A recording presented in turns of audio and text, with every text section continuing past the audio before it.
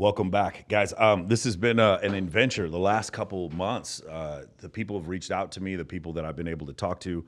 It's been an adventure. It reminds me a lot of like if you guys have read Think and Grow Rich by Napoleon Hill, where Andrew Carnegie tells him, he's like, hey, we're going to introduce you to all these people. You get to learn from all these mentors, and we're not going to pay. I'm not going to pay you any money, but you get to keep the information. And that's what this podcast has become for me, just a journey like that. And so today, I had a guy reach out to me, Jack Denmo. He's a really, really interesting guy. When I first checked him out, I saw he had some incredibly funny prank videos on his YouTube. He's started another channel, Good Bro, Bad Bro, the Friend Club podcast. He has the, I think you say it, Falk, the Zoom pranks, which are some of the funniest things I've ever seen. And recently he started the Jack Denmo podcast also, which is fantastic. And I want to welcome him in here from Canada.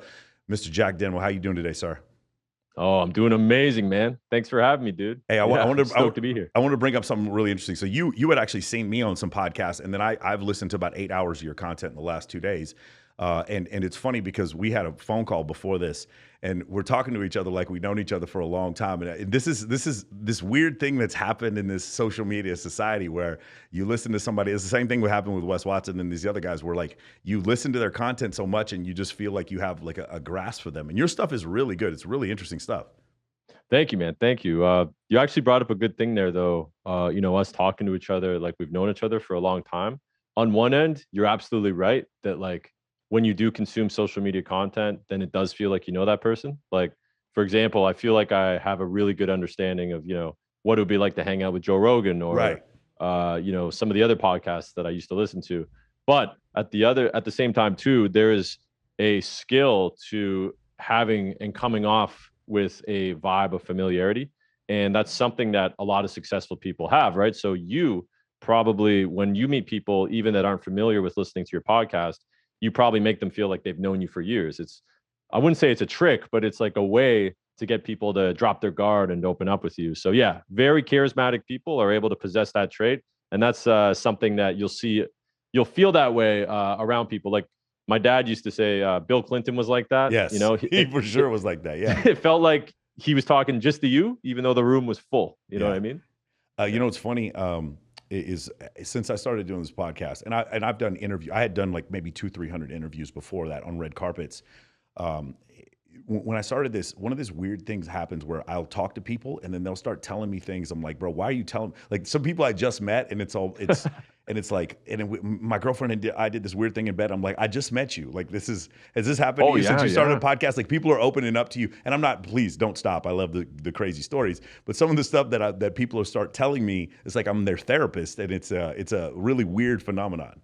Yeah, I think it all depends on like timing, right? Yeah. Like you could bump into somebody after they're just exhausted, they just came from the gym, or like 2 minutes ago, somebody bumped into their car, they just had to deal with insurance, they're having the worst day ever, and they're like, you know what, man, this guy just fucking rammed me, I can't believe it, and my girl's mad at me, and they'll just spill the beans to you, right? Yeah. It's 50-50, but yeah, I think that's, it's all about timing, really. Yeah. That's interesting, though. I did look up that I was doing some research on you. You started out as like an interview guy, like a man on the street kind of thing. Yeah. And that's how I got started too. Not on a red carpet, but just nightclubs and, weird events. So I was watching your man on the street videos, and they're great. I remember there's two things I was thinking when I was watching them. First off, your ability, because there was stuff, I don't know if you ever watch Channel 5 News, that's one of my favorite ones on TikTok, the guy who goes around with the mask on and he asks these people about COVID and they start screaming at him. It's really funny. Oh, dude, there's a bunch of shit like that. It's hilarious.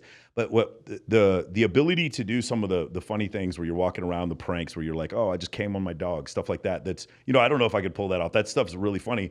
The first thing I thought was, if a normal guy does what you're doing, then he's probably going to become very socially calibrated after a while, because he's going to be able to go up and talk to people. And later on, before I learned about Denmo Social, which is your program, I was like, man, I bet you he's going to learn all this stuff just from watching these early videos. And the second thing I was looking when I was watching, I was like, I don't know if he's going to be able to get away with this stuff on YouTube after a while. And then later on, sure enough, I watched some more of because I only found 2 of your channels, and then later on when I found the rest of your channels, you're like, hey, YouTube's blocking my content. And I will tell you, I will affirm for you, yes, that is correct. Like a lot of the content that you have, I couldn't find it unless I searched for it specifically.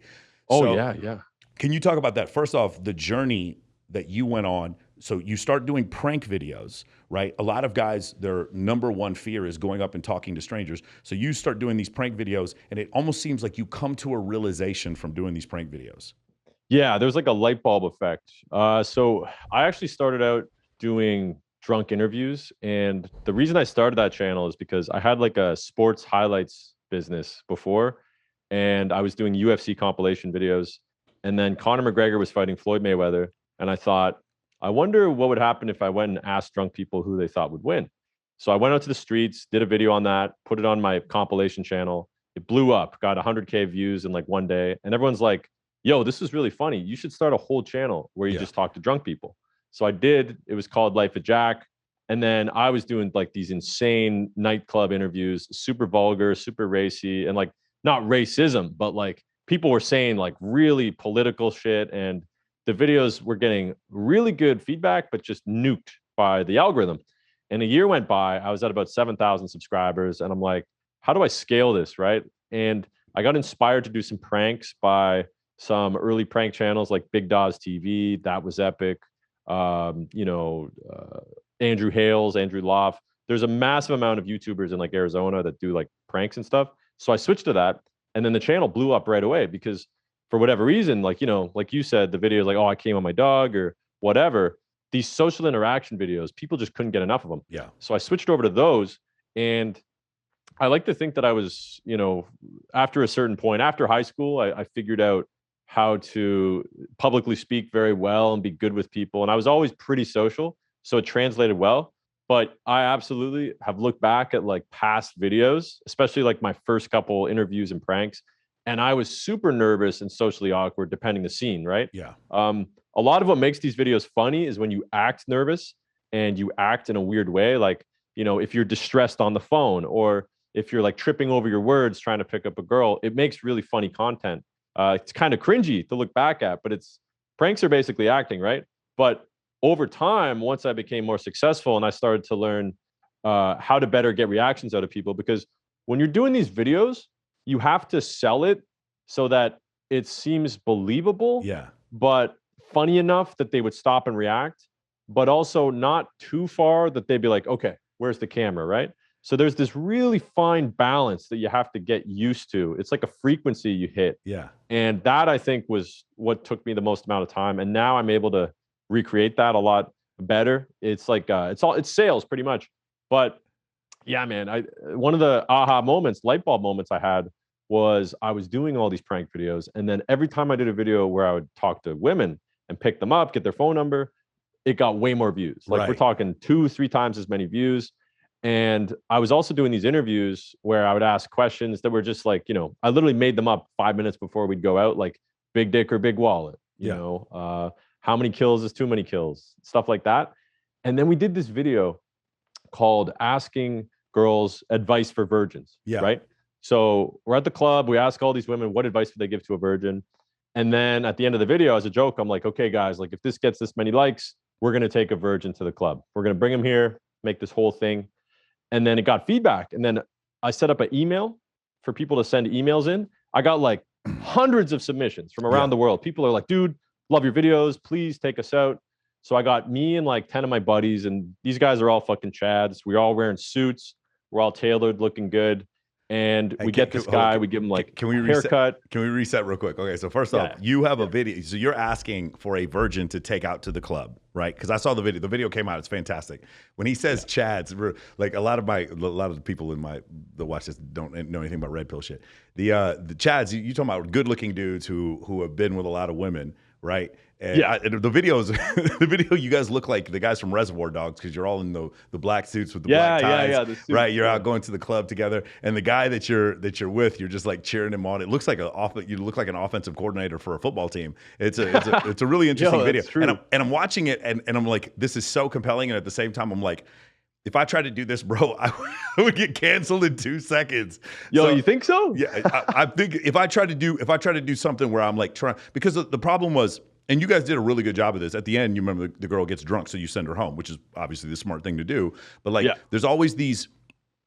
So we're skipping ahead here. I think there's 2 levels to it. There are men who are out there doing shit that is legitimately offensive. Like I totally understand. Like you can't. misogynistic stuff where I understand why the algorithm wouldn't like it. There's also a separate group of men who are legitimately just trying to help other men, and the fact that they're trying to help other men is offensive. Does that make sense? Right. Like, and those people, I think, because again, the idea of men being a privileged class helping other men, it's like, oh, you're trying to force down this misogyny or this masculinity. Whenever we talk about testosterone, right? So I talk about testosterone and hormones on this podcast a lot. Oh yeah. Toxic masculinity. Again, it's toxic masculinity, because if you get HRT, like I saw some celebrity was like, I don't take an estrogen blocker because estrogen's good, and I'm like, no, man, it's like there's a certain level that you need to have, and there's like normal levels for men and women, but that's also kind of getting scattered, and so that's what I'm talking about. I don't know what may be canceled, but like some of the stuff on there, I thought it was really funny, but I was just like, man, I don't know if you can get away with that now. Can you? Oh, dude. Well, so here's the thing, like that. It's I feel like you can get away with that. I mean, I was on the fence though, because I remember there was this big YouTuber that. I can't remember his name. He's like a vlogger, and he had some girls over, and he bought them booze, and then he hooked up with one of them, but she was drunk or something, and then there's this whole fallout. I don't watch YouTube, so I can't remember his name. It was David or something. Okay. And but they tried to cancel him for that. Yeah. So obviously, when we did the first movie, we're like, fuck, man, we need this guy to get a kill. That would be the perfect cherry on top for the end of the movie. But much like many, actual movies from Hollywood over time, like some classic storytelling type movies, you realize it wasn't actually about the end result the whole time. It was the journey along the way, right? Yeah. So we were able to wrap the ending, much like, if you've ever seen the movie Cars, it's all about these race cars on the racetrack, and the guy, instead of winning the race, he stops because his friend skids off the track and he helps him. So he doesn't win, but he wins. He loses the battle, but wins the war. So that was kind of how we wrapped it. But yeah, I've noticed that there's a lot of cancel culture now, especially with this thing as regards to like men helping other men, and actually something that you might not be aware of. So I had this call with this guy that's a coach out in Europe, and he's in this big network of other coaches and mentors in Germany. And every month they meet and they go over like the trends of the world. And he said that within the next 2 years, videos of guys approaching women in public is going to be cancelable. Yeah. Like you can get canceled just for going up, talking to a girl. If you film that, put it on the internet, that's cancelable. So yeah.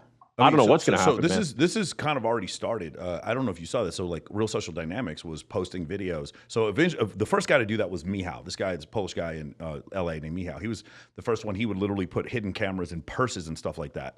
And they would film these like shitty black and white videos of doing cold approach inside of a nightclub. These are seduction community pickup artist stuff. And so he was doing that first. Then Real Social Dynamics would do it every week. They would go do it. And then eventually when they started having legal issues, they started doing the blurring thing on the girl's face whenever they would go approach girls in a nightclub and stuff like that. And by the way, it's a lot of work to have that blur just follow the face. Dude, you're telling me. Yeah, 10, 20 years ago, like now there's AI to do it, but like back then it was really, really difficult. So they're doing that, and then that gets you. Obviously, there was a huge controversy with one of their coaches. I won't go into the details of it, but like massive. He was on CNN having to apologize because of stuff that he was doing. He was almost extradited out of Australia, and so this whole thing happens, and then they take every single one of the videos down of them approaching women in public. Then also, I don't know if you've seen in Europe, there's certain municipalities in Europe where if you go and approach women, and men approaching women in general, like at a shopping mall or whatever, is a misdemeanor. An immediately ticketable fine. That's insane for doing that. That's actually crazy. There is you could Google this right now for anybody who's wondering.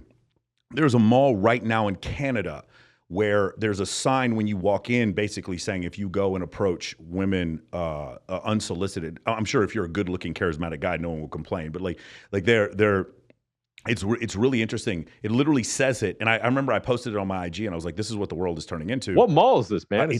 Somebody could do in the comments. I think it is in Toronto. There is a mall absolutely where they like if strange men go approach women and try to get their phone number or whatever, then they will be escorted out of the mall. So you're right, that is happening. So this idea of videos of men approaching women out on the street, I do think that is going to. Well, you know what? If you could, Yeah. if you Oh, put it yeah, in the go ahead. context of man on the street, like you're doing before, where I'm asking the question, your question is like, would you rather go a month without dick or a month without your phone? Like those, I think you're still going to be able to get away with those.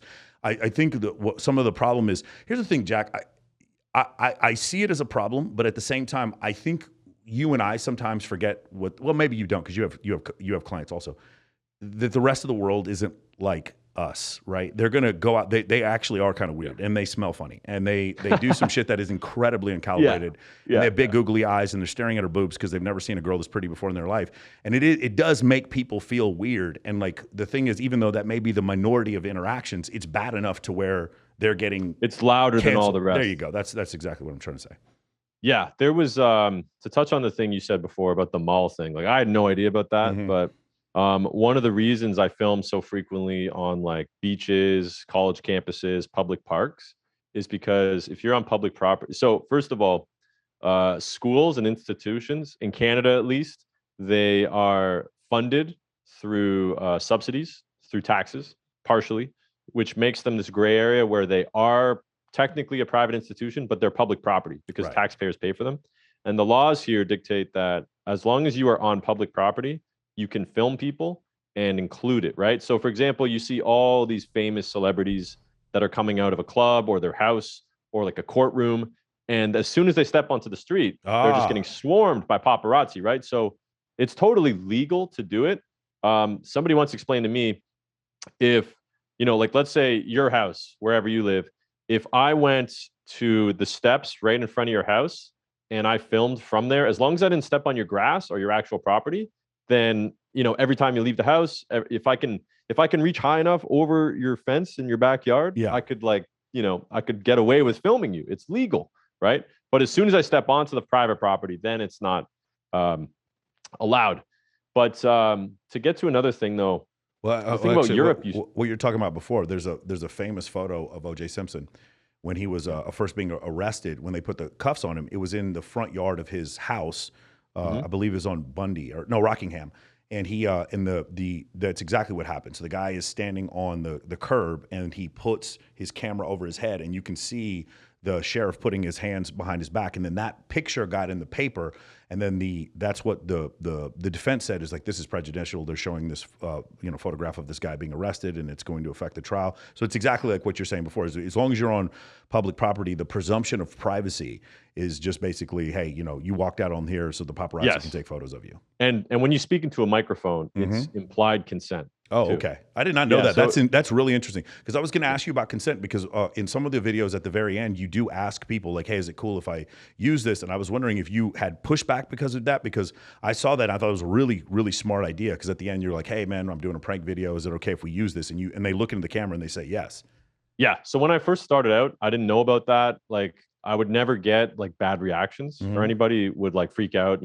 I'd get the odd email like, hey, like, can you remove me? And as long as they messaged me before, like I put it up, then yeah, absolutely. Like I could remove them.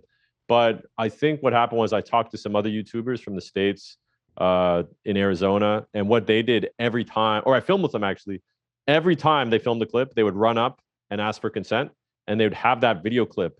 And I asked why, and the guy's like, okay, one time somebody tried to sue me, and I never want to risk it again. So I always get 100% verified video consent. Technically, I don't think they can sue you for damages, but what they can do is they can get the revenue that you generate from that clip of them. Because it's not fair use anymore once you're making money off of it. Yeah, that makes sense. Yeah. So getting back to the thing though about in Europe, I didn't know that about Canada, but what I did hear is, okay, so a video went viral the other day. It got sent to me to react to. It was this girl in a gym, and she's doing squats against a mirror, and she set her phone up like in the reflection of the mirror, and there's like two guys working out. There's a personal trainer, employee, and they're in the background, and she's wearing like a two-piece, like a really nice outfit, and she's an attractive woman obviously, but she takes her hoodie off, and then the guy looks over as she takes her hoodie.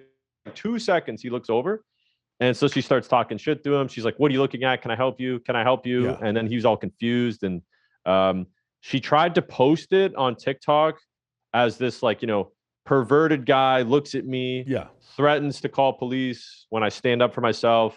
She got massive support from all, like, the purple-haired feminist radicals. Mm-hmm. But then everybody with a conscience and brain and self-awareness is like, this is crazy. You're out of your mind. Like, he literally just looked at you. That's not a crime. And she got massive backlash, removed the video, privated it. But it kind of showed, the pendulum obviously is swinging into that direction where, everything we do is cancelable. But for once, the internet was like, no, this is ridiculous. Yeah. But after that got posted, side note, somebody posted that in Europe, they actually passed a law in the subway station that if you look at a woman inappropriately, or if you look at her and she doesn't like the way you look at her, then you can be arrested and charged with sexual harassment. Wow. Okay. Yeah. Just for looking at somebody. Just for looking. Okay. This is a brave new world that we live in here, Jack. I don't know, man. Like, I know you have a military background. I never went into the military, but I feel like, a lot of random segue to the military, but I feel like, facts, there's facts and then there's feelings, right? There's real life and then there's what I like to call, what's the term? Staged anger. People just making something out of nothing. And in the real world, nobody has time to be like, okay, like the person looked at you. You know what I mean? But I'm not sure why things like this are first of all, getting passed. Like, that's ridiculous. Yeah. I don't know how much, I don't want to get political, but I know how Canada was the last 2 years too, right? I think the further away we get, I talk about evolutionary psychology on here a lot. The further we get, and this is not a commentary against or for woke, but the further away we get from the survival scenario, the closer we can get into woke. Does that make sense? Like, if the zombies come back, then all of a sudden you will see gender identity become like genders will become very clearly defined. If the zombies come back and we're like sitting there trying to kill off zombies, gender definitions will become very, very clear again. Like, I'm sorry if that offends you, but it's the truth.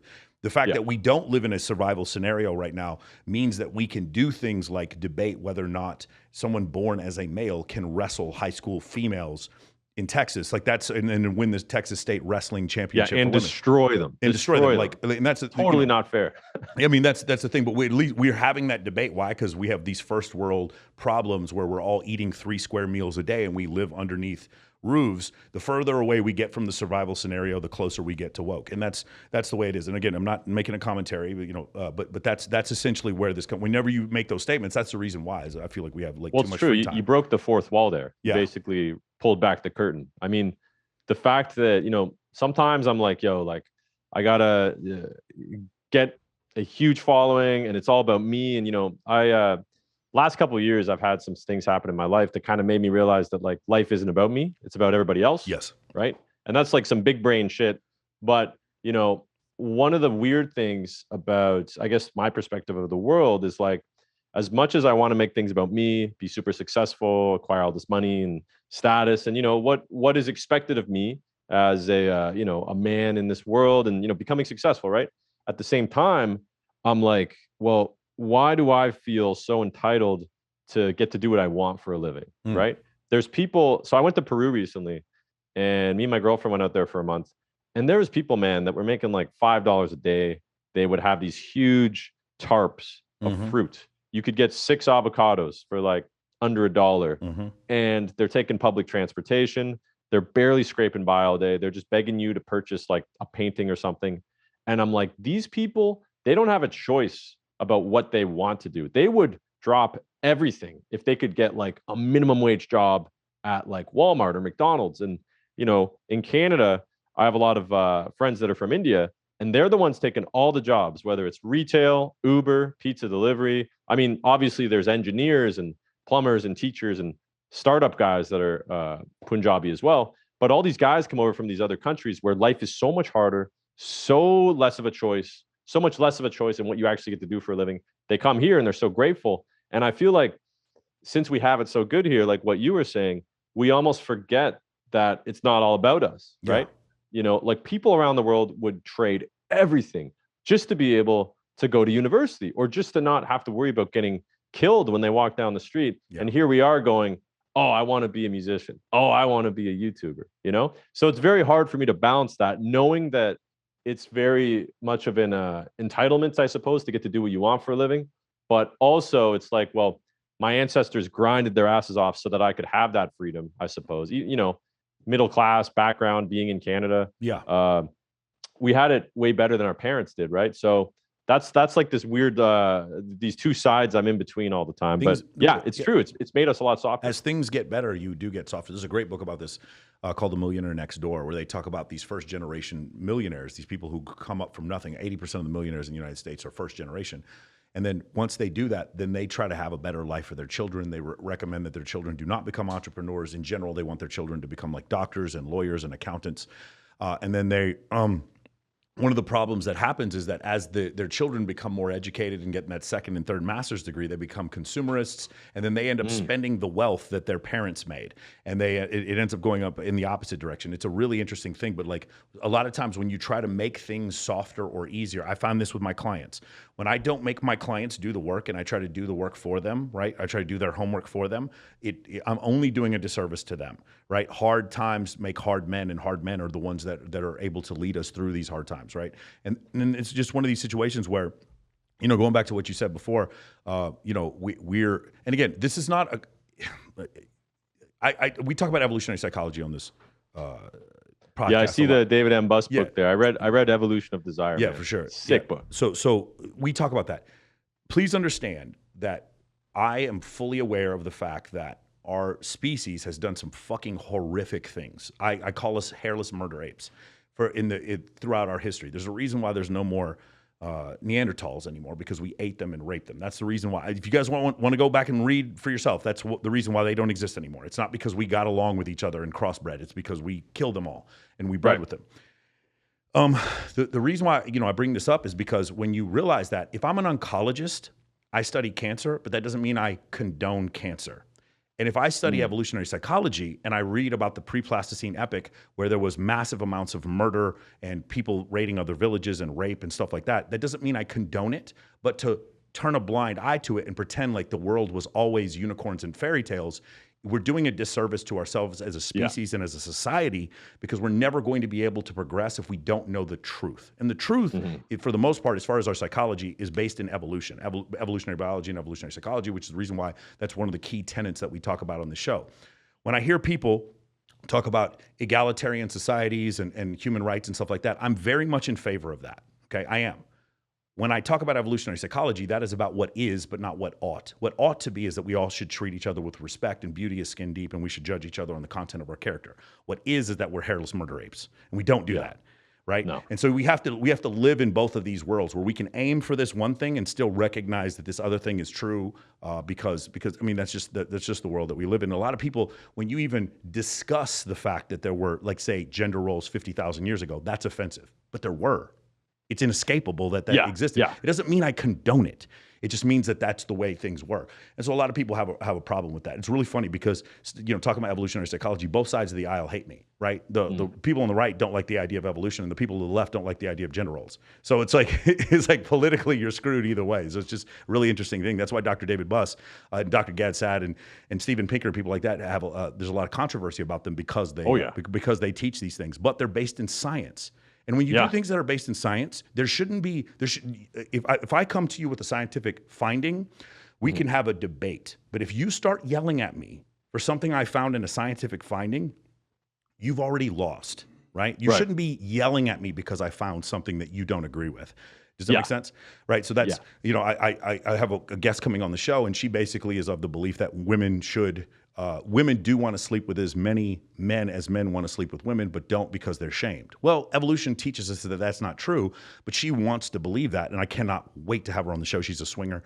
That's going to be incredible. Fire, I can't wait. And here's the thing: I want to hear her opinion. That's another thing. We'll get into free speech in a little bit, but yeah, I just going back to what you're saying. A lot of the stuff that you did in the early videos, the prank videos, you were making jokes that like some people might find offensive, but they weren't offensive. They were funny. You understand what I'm saying? And so that's the thing that I thought to be interesting. I'm curious, a couple things. Number one, why'd you move to Arizona? And number two, have you ever got to a situation where you're doing the pranks and you were too popular and not able to get away with them? Oh, yeah. So I'll answer both those questions, but one thing I want to touch on quick was about, how people are offended by everything. Yeah. How society is kind of transitioned to this point. I'm always trying to like, it's one of those existential thoughts I always have, like when I'm in the shower, like, why is it like this? And I'm sure there's a lot of reasons, but I'll just run by quick theory for you. I remember when I was in school and there were some kids in the class that were very far ahead of others. There were some kids in class that were way behind. And then there's everybody else was in the middle, right? And you have to kind of give like one size fits all advice to everybody, because otherwise, if you give specific advice to people that are more advanced, then they're smart, they can, actualize it and do the steps that they need to.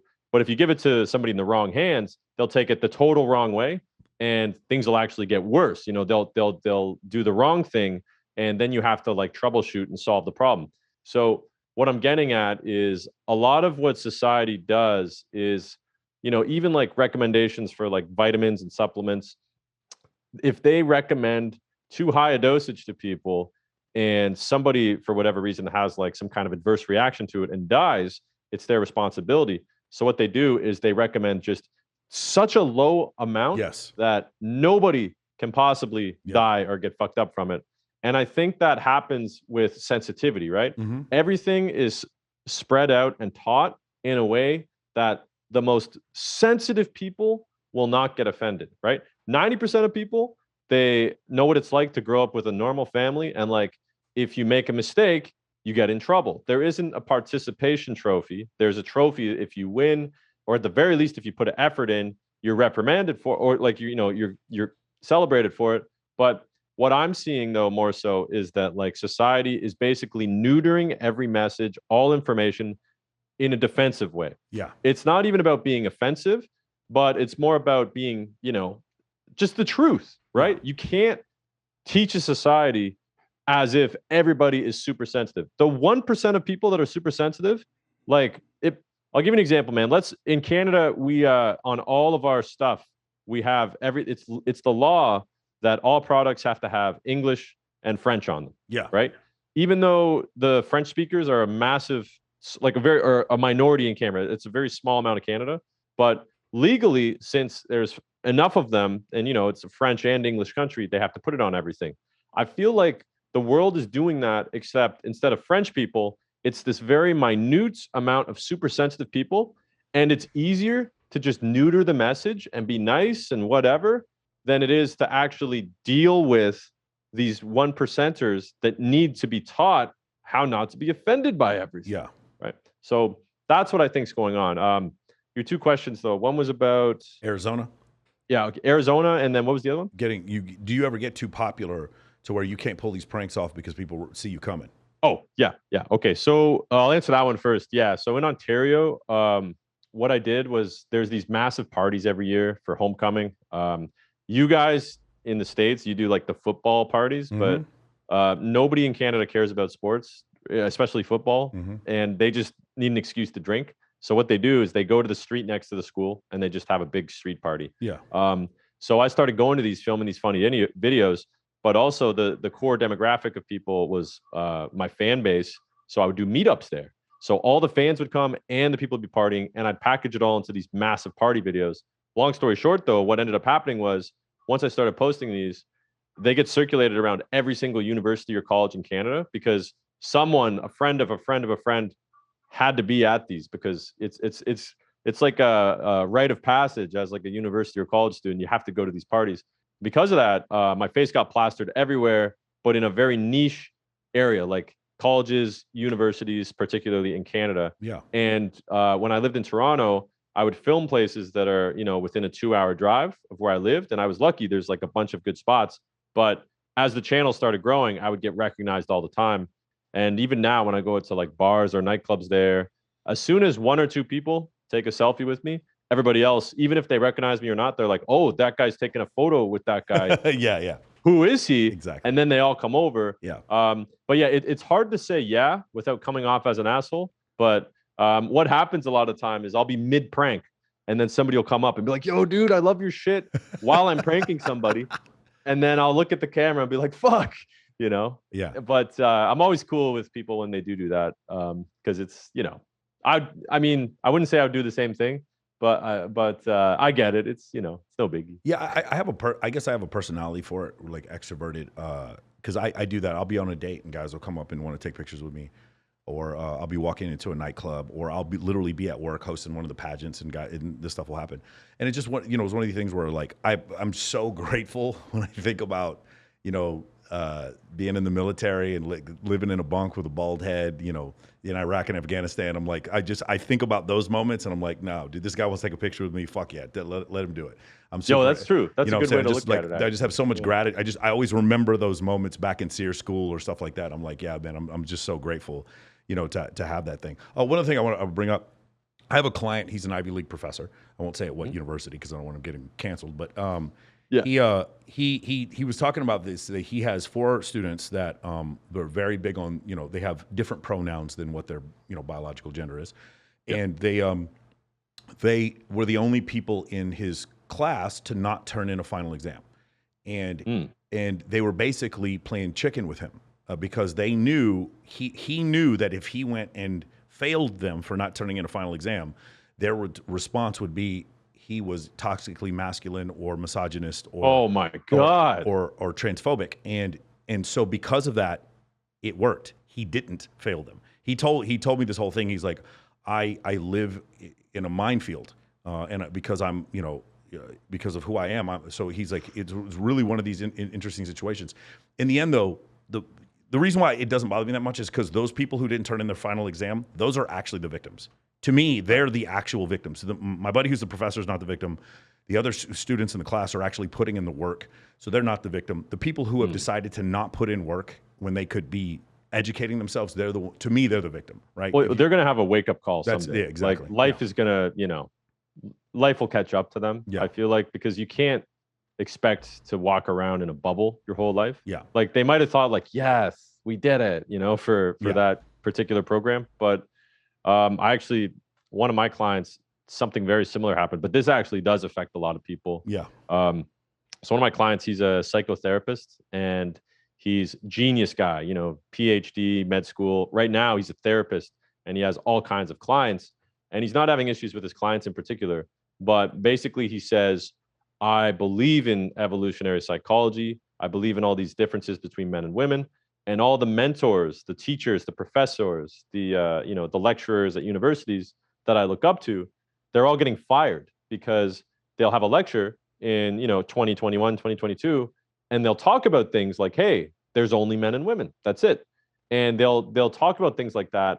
And enough people get so offended and loud about it that they go to the dean and the principal, that these guys end up getting fired. Yeah. Right?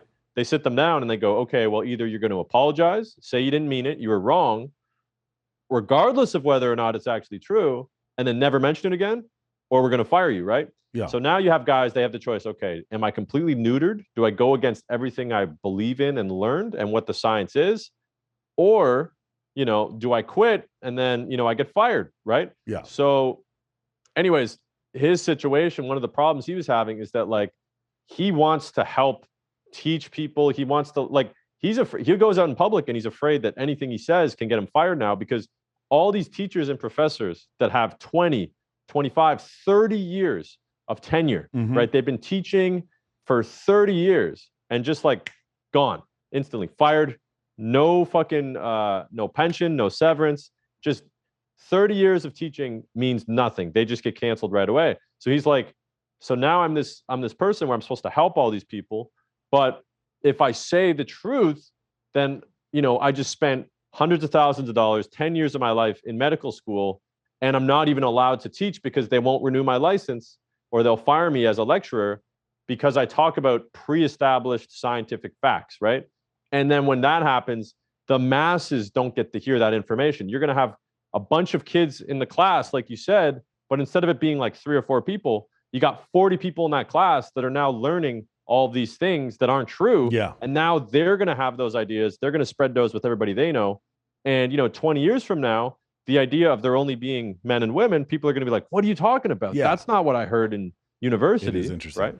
Yeah. So you bring up 2 really interesting points. First off, I am an incredible proponent of free speech. I really had an issue with all these people complaining about the idea of Elon Musk buying Twitter. I'm like, here's the issue, right? If I have a guy that he's a political candidate, and I'm like, oh, this guy seems really interesting, I want to hear his views on everything. If he believes that the Earth is flat, evolution isn't real, we didn't land on the moon in 1967, and vaccines cause autism. I need to know these things ahead of time. So I want some of these, if this guy's miseducated, I need to know that ahead of time. I'm very much in favor of people. I think people miss the idea. Free speech, the reason why it's so genius is not because we only get to espouse good, fun, happy, unicorn, and rainbow opinions. It's because the bad opinions are out there too, so we can learn them and then know, hey, next time, let's not do the National Socialist thing. That didn't work out very well. The fascism thing, not a great idea. Let's not fucking do that one again. That's no more communism. Right. That's what free speech also does, is it can expose some of the warts and some of the bad ideas. So very, very much a proponent of free speech. Even some of those controversial videos on Spotify, you know, with Joe Rogan, they got taken down. I wish they wouldn't have taken them down. Just put a little thing at the bottom. I did a flat earth debate on my podcast, where I had 3 hours and 48 minutes where I debate these two flat earthers. And YouTube puts this little flat earth caveat down there at the bottom. And I'm fine with that. Like, that's cool. That's fine. Let's do that. Just don't take it down because these people believe that the earth is flat. I'm fascinated. How do you end up in a mental state to where you can believe that the earth is flat? Like, all the things in your life you have to deny in order to believe that. I find it fascinating. I don't hate them, and I want them to be able to speak. I don't want to remove their ability to speak. The other thing I wanted to say was this, right? Here's where the controversy can and cannot be. Are there multiple, there's a difference between sex and gender. Are there multiple, like, cultural genders? Yes. If a man wants to change his gender to a female, that's fine. From a cultural standpoint, you can go from F to M on the driver's license. If you want to do that, that's fine. And I'm an ally to that. That's totally fine. If you want to say that there are multiple biological genders, and I'm not including hermaphrodites in this, there is XY and XX chromosomes. There's male and females when you're born into one sex or the other. For me to say that there are two, and then also to say that men cannot have children, because men cannot carry children to term, that's just a matter of fact. If what I just said right now is controversial, now you have a problem. Because now what you've done is, not only are you denying the fact that because there are only two biological genders, there are multiple other genders. If you want to say someone's gender fluid or does it non-binary, that's fine, but that's a cultural decision that you've made. That is not a genetic decision. Like, for instance, if somebody decides later in life that they want to be non-binary, when you die and we look at your DNA, we're going to see XY or XX chromosome. That's still there. You can't get rid of that. Doesn't matter hormonal replacement or whatever surgery you have, that's always there. That's not bad. That's not good. It's just the way that it is. And the fact that that is scientific and you find that offensive, that is the problem. Because here's what happens, right? When you start going down that road, now, do we even believe in evolution anymore?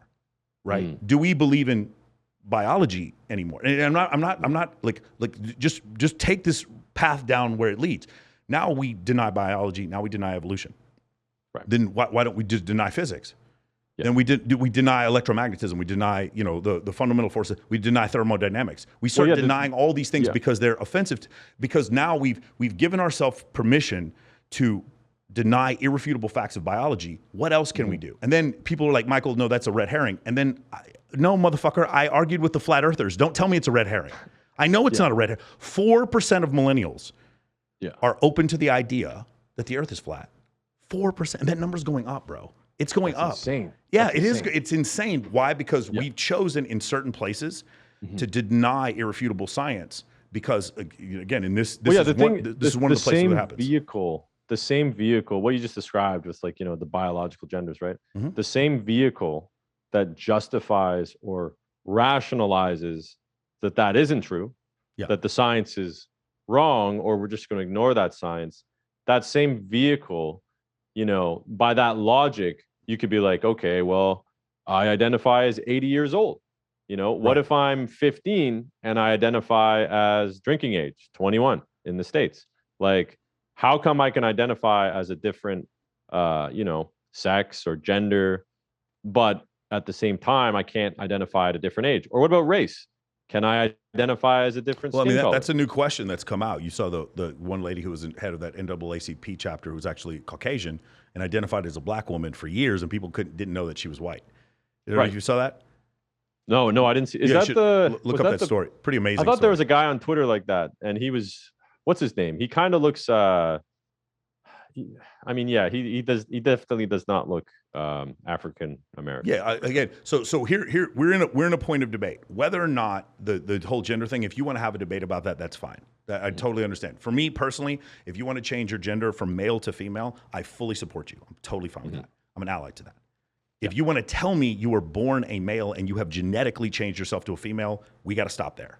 That's where we got to stop there. Okay. When you tell me that that's where, because the problem is like, it's not that I'm offended. It's like we are opening up Pandora's box to now we can we're bending the rules here. Yeah, we're denying things. We can deny things like gravity. Like and I know again, people are like, no, Michael, you're making this up.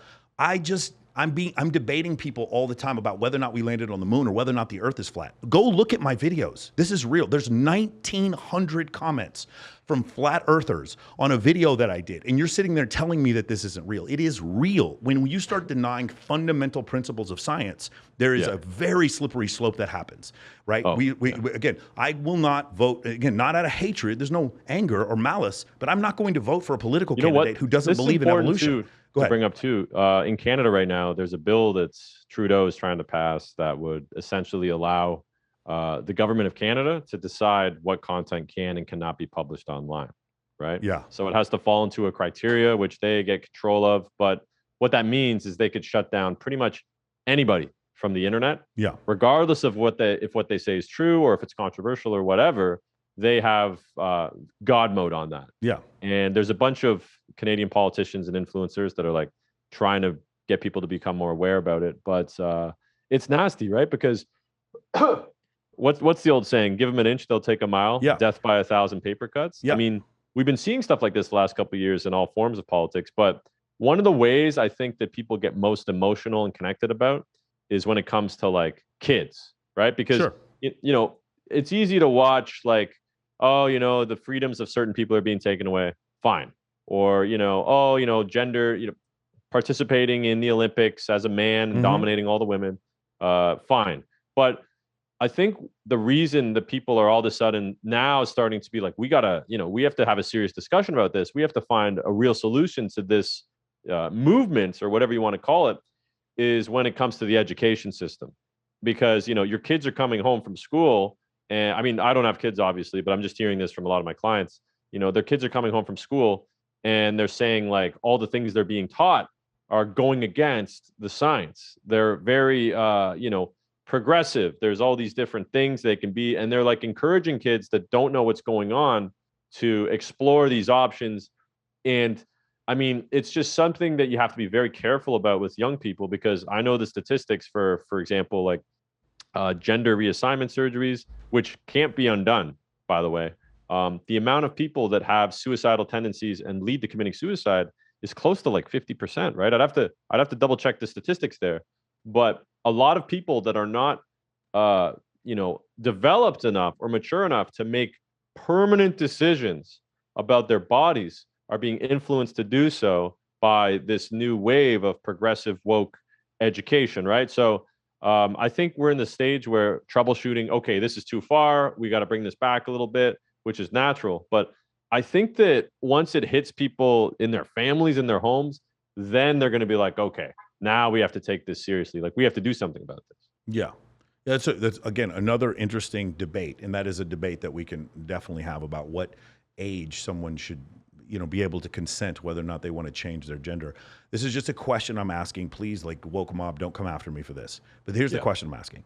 Part of my existence as a heterosexual male, one of the key facets of me being a heterosexual male is my attraction towards women.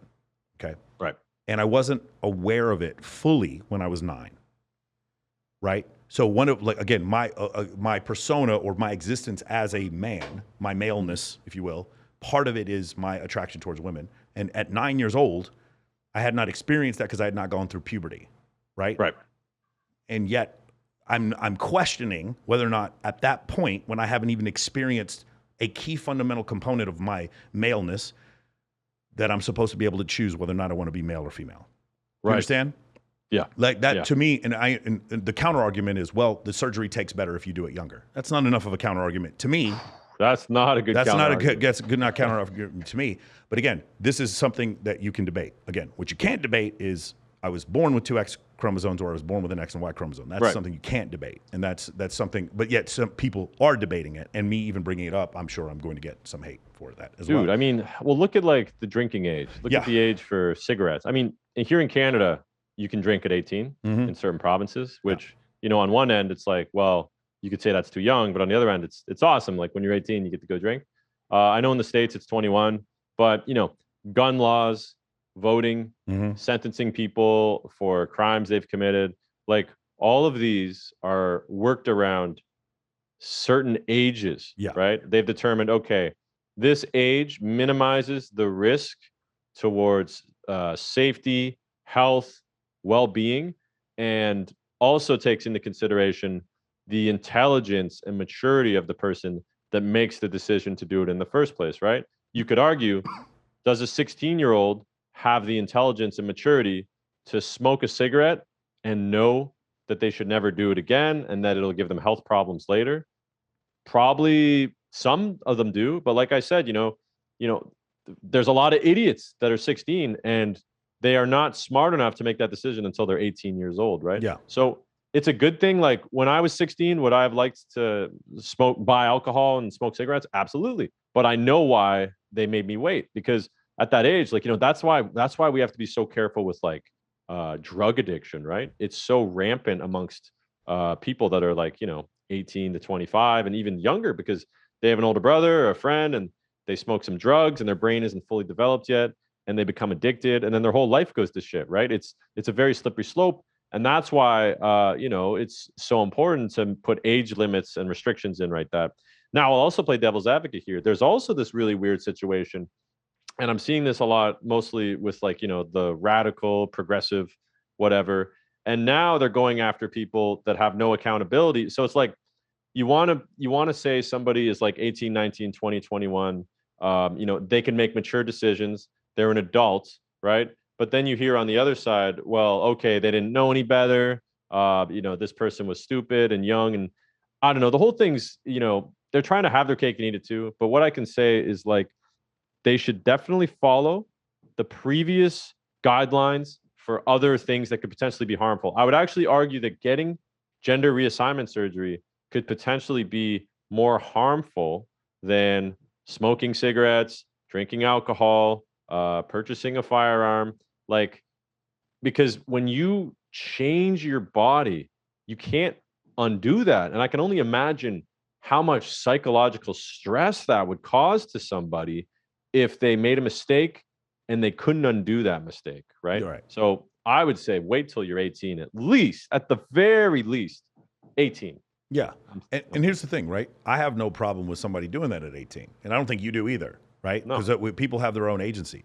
One of the arguments that I hear is that because we even having this debate, that makes us transphobic. I am not transphobic. I have friends that are trans and I love them very much. But it has nothing to do with that. It has to do with like at certain points, like I know I probably shouldn't have been able to make certain decisions when I was 9 years old. There's certain things I just didn't know. Man. And I'm pointing at myself. Anecdotally, I'm pointing at myself at certain weaknesses that I had at 9 years old. And that's the only thing, was we're bringing up that question. Let's go back to the other stuff we were talking about before. You have multiple channels that are growing. Okay. Yeah. This is a really interesting thing because you have, I know this is a huge segue to a different thing. Of all the things that I watched, I loved, the prank calls or when you're walking by people. The thing I did not realize I was going to like the most was the Zoom calls. That was freaking incredible. Yeah, because I host Zoom calls with like 40, 50 guys. True, as soon as I get off this podcast, I'm hosting a Zoom call with 50 guys right afterwards. Oh, nice. When you were doing those prank calls, and then for a while, I was like, what was your handle in the Zoom calls? I'm trying to Don Kedick. Donkey Dick. I've used fake names like Mike Hunt. Yeah. Don Kedick. Those. So you have a channel, FAWK. Those Zoom calls. Those were incredible, and then you had Confederates in there too. You had people like that were also in the class that were like helping you with those. Those were fantastic. Where did you come up? So this was during the pandemic. You're doing this. You're having these Zoom prank calls. What was that like? Yeah. So a bunch of big YouTubers did Zoom call videos, like a lot of the other prank channels, and even like channels that aren't prank channels started doing them as well. The first guy to do them, his name was Ollie G, and he was the first one to post them on YouTube. Like the certain Ollie G is Simon Baron Cohen. No, Ollie G. Okay, not him. Him. Yeah. So it was just this random troll channel. This guy got maybe like, I don't know, 10,000 views, but he beat everybody by at least a week. But that's how I saw it on YouTube, and then obviously a lot of other big YouTubers did them. But what ended up happening was this was a thing that everybody was doing. And so fans would send links because they still had to go to class. So they would send links over. Like to this day, people still send me links to their classes. I haven't filmed one of these in like a year and a half, but I still get emails all the time like, yo, dude, join my class. This is the teacher. Here's things that like get him triggered, or here's things that like he laughs at. So if you bring them up, inside jokes, I suppose, that would make the class laugh.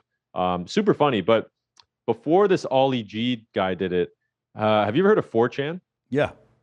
Okay, so this is kind of evil, but guys on 4chan would do this because as soon as the pandemic hit, before like it became like a prank thing from the Ollie G guy, these 4chan dudes were joining Zoom calls for church, and then they would basically play videos of like the Twin Towers getting hit by a plane from 9/11, like fucked up stuff like that. And then everybody in the class would freak out. So like the first guys that were trolling these classes, the trolls they were doing were really pushing boundaries as to like what is, appropriate and not appropriate.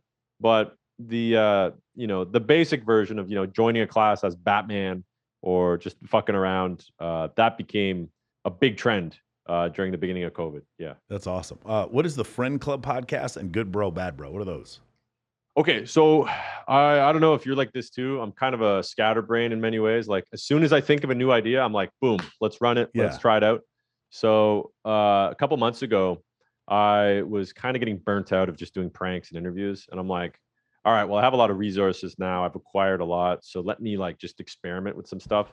So I started 3 different podcasts at once. That's crazy. Yeah. Yeah. One was just like interviews in Toronto, the Jack Denmo podcast. The next one was Friend Club, where me and this really funny guy I know, we just talked random shit in the basement, just talked about conspiracy theories and stuff. The third one was Good Bro, Bad Bro, and this one was about dating advice and lifestyle improvement. Yeah. And the reason I started that too is because I had all this information from doing this for years, and I just you go on the internet and all the information, the advice is just awful, man. It's from all these guys that are keyboard warriors. They've never actually left their room, and they don't know what they're talking about. They don't know how to approach and talk to people, and they use all these gimmicky terms and shit. So I was like, I don't know, I felt like I had to like give real actual practical advice from somebody that's done this and doesn't do it in a way of like, oh my god, I'm going to manipulate all these women to get them to like me. It's more like just being a fucking super likable and charismatic person, and then just learning some technicalities like sales type stuff of like how to articulate your thoughts, how to make people feel good, how to structure conversations and stuff. But anyways, I quickly realized that I couldn't have like 6 things going at once. So the Jack Denmo podcast, I realized, okay, I'm in my 20s. I could always start a podcast 10, 15 years from now when I have a complete media team working behind me. Like you probably wouldn't have started a podcast until you had somebody that could film it, edit it, post it, schedule it. They beat the shit out of me, man. John, I come in here and I'm like a guest on a bunch of podcasts. That's what I'm saying. And the producers here are like, you have to do a podcast. I was like, I'm not really sure. I was like, no, man, you got to do a podcast. And I did it, and it took off like really quickly. But they did. If these guys had not, now I look back and I'm like, how fucking stupid was I? Like, of course I should have done this like years ago. But at the time, because the thing is, like, I haven't even started. Like, the number of people that I knew that I could get on this podcast and the amount of research that I do per guest, I was like, okay, this obviously makes sense. But at the time, I was like, yeah, people don't really care about what I'm doing. And then yeah, you're right, man. It was one of these situations where, like what you just said, once I had a team, it's the same thing with my social media.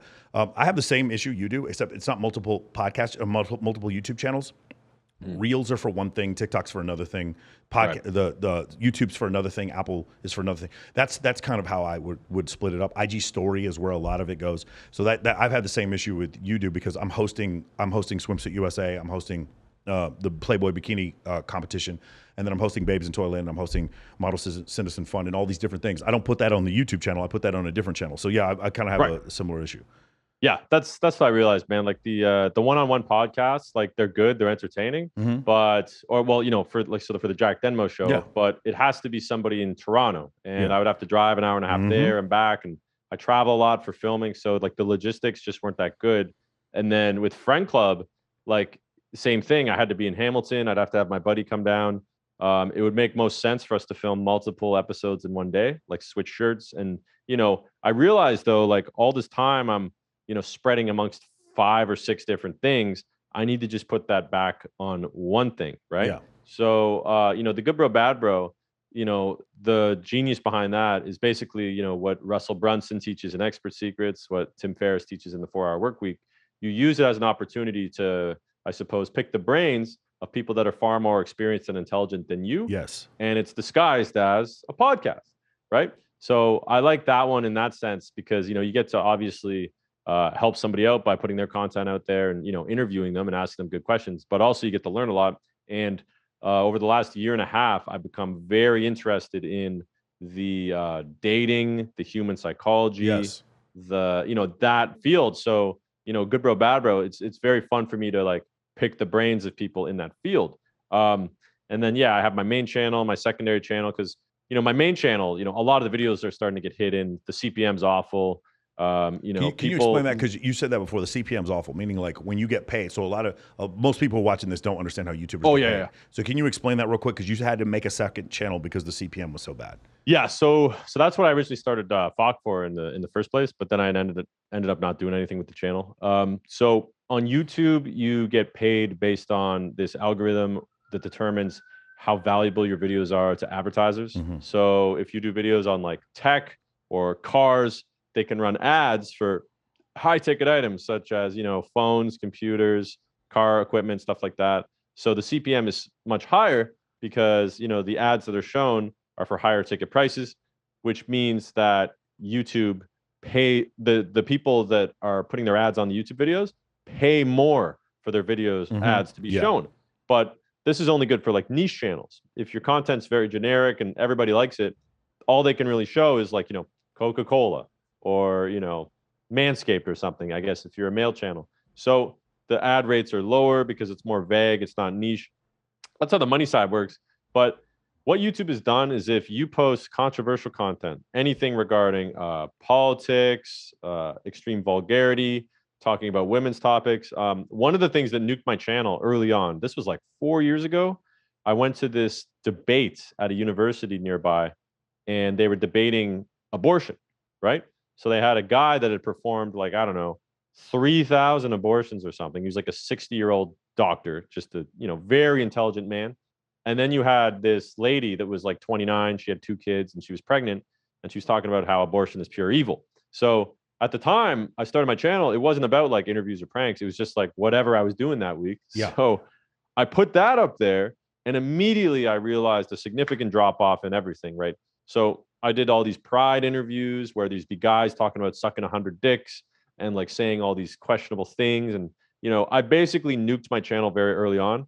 And the way YouTube works is regardless, well, the CPM is important because if your videos are inappropriate, then they can't risk running ads on them for the advertisers, which means you will get less advertisers on your videos and the ad rates will be lower. So they almost blacklist your channel. And because of that, the CPM drops. And even though, like, when I switched to pranks, all these pranks I were doing, there wasn't any swearing in a lot of them. They were very clean cut, nothing controversial about them.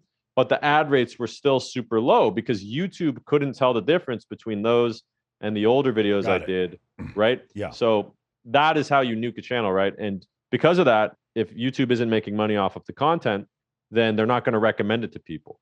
And what they're going to do is they're going to recommend content that's more appropriate, where they can show ads on because it makes them more revenue. So that's why even if you have hundreds of thousands of subscribers, you have the bell on, you have notifications on, you're subscribed, new videos won't show up for you. You have to actively search and look for them. So it's tough because it's like, well, on one end, I want to grow this, to 1 million so I get the gold plaque.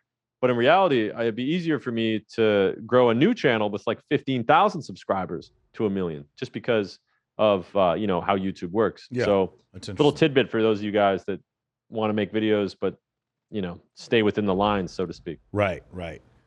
So these things, these realizations that you make from doing all these pranks, they lead you, and you've hinted about this to Denmo Social. Can you talk about what was the ethos for that? Right. Is there an inflection point? Was there a specific interaction that caused you to say, "Hey, I want," because this is definitely what happened for me. I mean, I think I was probably in a hot tub, with a bunch of playmates or no, I think maybe I was at the Playboy Mansion or something like that. And I just remember thinking like, this was not that hard to do. And I definitely could teach this. I just remember that. And I'm not a dating instructor. I teach stuff on status networking and social circle. And I just remember thinking, I'm sitting here and I remember there was this one celebrity here and this guy over here is like a Fortune 500 CEO. And I'm here and I'm a nobody. And I remember thinking, I 100% can teach this. And then that's where the ethos came for me from Men of Action. Was there an inflection point for you? Yeah. So getting back to the, so I've always wanted to make movies, right? Like, what you said earlier when you watched the Taking a Virgin to the Club movie. Yeah. It's like a 90-minute long movie. Reminded you of Reservoir Dogs, right? The Suits. There's a lot of homages and tributes to that. In that to like Martin Scorsese movies like Goodfellas. I love Tarantino as well. So that's why we wore the suits, Reservoir Dogs style. So that was my baby of like, hey guys, I can make a movie. And my idea is I want to pitch it to like networks, TV producers. Basically, the whole reason I built that is because I want to make movies one day. So, I don't know how much you know about the industry, but that's my overall goal. So that's what I'm working towards. And my idea was if I made that, I could transition into the TV and movie space, right? So that's something I'm still working on, and I'm trying to learn more about making that leap. But what ended up happening though when I did that was I ran this contest, and I had, like I said, hundreds of people submit applications, and then I realized, so in the contest I said like, hey, why should we pick you? Why should me and my boys pick you? And you are going to be the one that stars in this movie. We're going to bring you out. So these guys were writing these paragraphs about how socially awkward they were, how hard their life has been, how low their self-esteem is, how much they lack confidence, the anxiety they have, how people treat them poorly, and, the lack of belief in themselves. And a lot of them also said, that's why I watch your videos, because you are able to go and talk to all these people like effortlessly. And then they laugh at you. They think you're funny. They want to be friends with you. The women are interested in you. They flirt with you. They give you attention. And, no guy admits this, but it's amazing to have validation from women. Just like, for women, it's like crack to have validation from men, right? Sure. It's that's what this book about behind me, the Evolutionary Psychology textbook, that's all this is about. It's exactly right. So that's a whole other conversation. But it's so anyways, but I was reading that and I'm like, there's a major pain point here. Like all these guys are inspired. Like I originally started making these videos because I'm like, all right, I want to act and I want to make movies. But, this is the best way for me to gain experience doing it and, get a blue check mark so I can DM people that would never respond to me. But also like, I'm good at it, right? So I can run this as a business. But the point was for them to be entertaining, make people laugh, and they did. But like I said, there's this massive amount of people that didn't watch them to laugh. They probably watched it just like dead serious the whole time, but they wanted to learn how to approach and talk to women. And so I was like, okay, this is a huge thing I can help people with. And, I come from a family of teachers and my mom always wanted me to be a teacher. So I'm like, okay, I can teach this. I know this really well. So I started the whole course. It did really well. And, what was ironic was I released it in February 2020, right before Schmovid happened. And then a year and a half went by where people couldn't even leave their house and execute a lot of this, right? Which, well, in Canada anyways, in the States, I know it's cool. It's way better. But anyways, but as I was making the course, I'm like, I don't know a lot of the technical terms for what I'm doing, right? Like I'm doing all these things that other people are pointing out, like, okay, well, you're doing this and this is like a neg. So you're not coming from the seduction community. You're doing a pseudo like approach coach dating course, but you're not coming from that. No, red pill shit at all. It's just straight up. Okay, got it. Well, so I was aware of the red pill, and I was aware of like, when I was 20, I guess I would go on the computer, like, how can I tell if a girl likes me? And then maybe I'll spend like 2 days on like a PUA forum, and then I won't look at it for another 3 years. Like I'll see, I'm like, okay, that's what I wanted, and I'll get off of it. Yeah. But then I went back and I started researching, and I'm like, holy shit, there's a whole world here. And then once I had this product, from an outsider perspective, just, being social, having a lot of friends, having status, having good social skills, being likable, and then, what women pay attention to, types of women, a lot of evolutionary psychology. Now I'm like, okay, how am I going to market it, right? So I'm like, all right, well, what are the other courses out there? So I started looking at all these other courses, and it's like this gimmicky, flashy, like instantly bang tens, like all this bullshit, man. And I'm like, who are these guys teaching this? Are there videos of you leaving your house? Like, like, oh man, it drives me nuts. There's all these podcasts and all these like pseudo guys that are regurgitating shit from like the Rational Male or shit they read on the internet, like, like stay on your purpose and all that. And they're giving dating advice as if they are very successful with dating. It's like, where are the photos of you? Where are the video? Like a lot of guys, like you said before, if you have high status, you can be in environments where there's lots of women, obviously. But are there videos of you actually talking to these girls? Are there videos of you approaching them? Are there infields, right? And all these guys, they're like, they're snake oil salesmen, right? So I think that it's two different things when you actually have video of yourself doing it versus, knowing everything, but you don't have any infields, I guess. Jack, but there's one other level to it. There's a lot of fake infield. There's a guy, I won't say his name right now because I know he's probably watching the shit. He hires prostitutes for his clients. He's a dating coach. Really? He does it. Yeah. I'll tell you offline.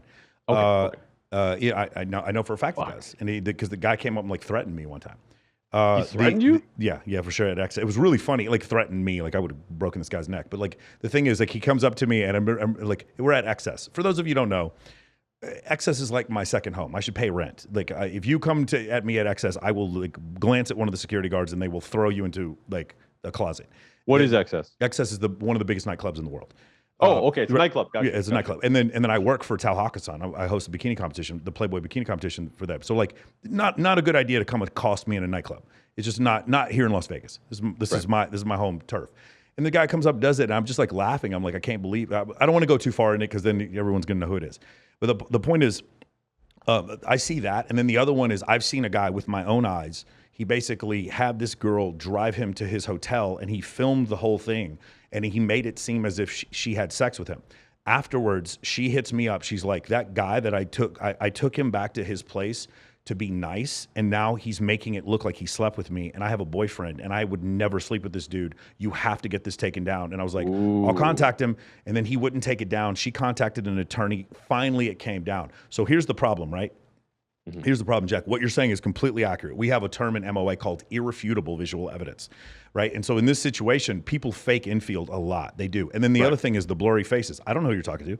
I honestly don't know what, like there's certain degrees of difficulty talking to one type of girl as opposed to another type of girl. And I can't see because you blurred their face out. And now I'm watching this infield. That's why for me, I learned this from Bulzarian. I have a lifestyle where for me to go out and do crazy stuff helps my business, right? For me to be at the Playboy Mansion, for me, like the things that, as far as infield, like it's hard to know whether or not that's irrefutable. Yours, I think, is irrefutable because you actually show rejections on there, which we'll get to that in a little bit. I think that makes it to me, I think it makes it way more authentic because you do that way more believable when I saw that. It's one of the reasons why I was excited to have you on the podcast.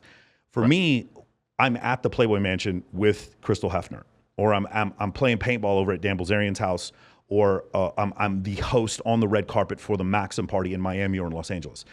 I'm there. These things are irrefutable. And I do these things because specifically for what you said. I was sick and tired of listening to guys who clearly had no idea what they were talking about. And so for me, for my birthday, 54 girls showed up and they wore orange because I went to UT Austin. You were by Arizona State, right? So I'm a Longhorn. So all the girls wore burnt orange for me, and I didn't ask them to. They did it because there were 4 girls I invited. We'll get into this. We're going to talk about female friends. That asked all the other girls to wear burnt orange, and so they all wore burnt orange for me. And they show up, and then Bilzerian shows up with Steve Aoki at my birthday party, and I have photos of it. It's irrefutable that this happened. And I'm not trying to do it to brag. I'm trying to do it because the opposite is the guy with the fake Paddock and the rented Lambo trying to sell you a crypto course. Or the guy who's trying to teach you. That's a whole other thing, man. Those guys. Yeah, trying to teach you the dating course when they're literally paying for prostitutes to go talk to their clients, or the guys who are, they have no clue what they're talking about, or the guys who are like, I remember a long time ago, there were these two, I was on some forum, this is 15, 20 years ago. I'm on some forum and I'm living in Dallas at the time. And this guy's like, I talked to all the 10s and blah, blah, blah. And I remember writing the guy like, dude, I'm at the hottest clubs in Dallas. I know I am. I've never seen you. I don't know who you are. You live in Addison. There's no way you're talking to the hottest girls. I know this for a fact that you're not. Like, stop lying. You understand what I'm is saying? this like an online post he made, or Yeah, does it he was have an like a online video? post. Or something? This is before any of the, yeah. This is some billboard or Okay. some forum or something. I can't remember. There's so many of them that go back in time. I try to do things, and I see this with you too. I try to do things so people, again, let's talk about bench pressing 350 pounds, or let's have a video of you bench pressing 350 pounds. Those are two completely separate things.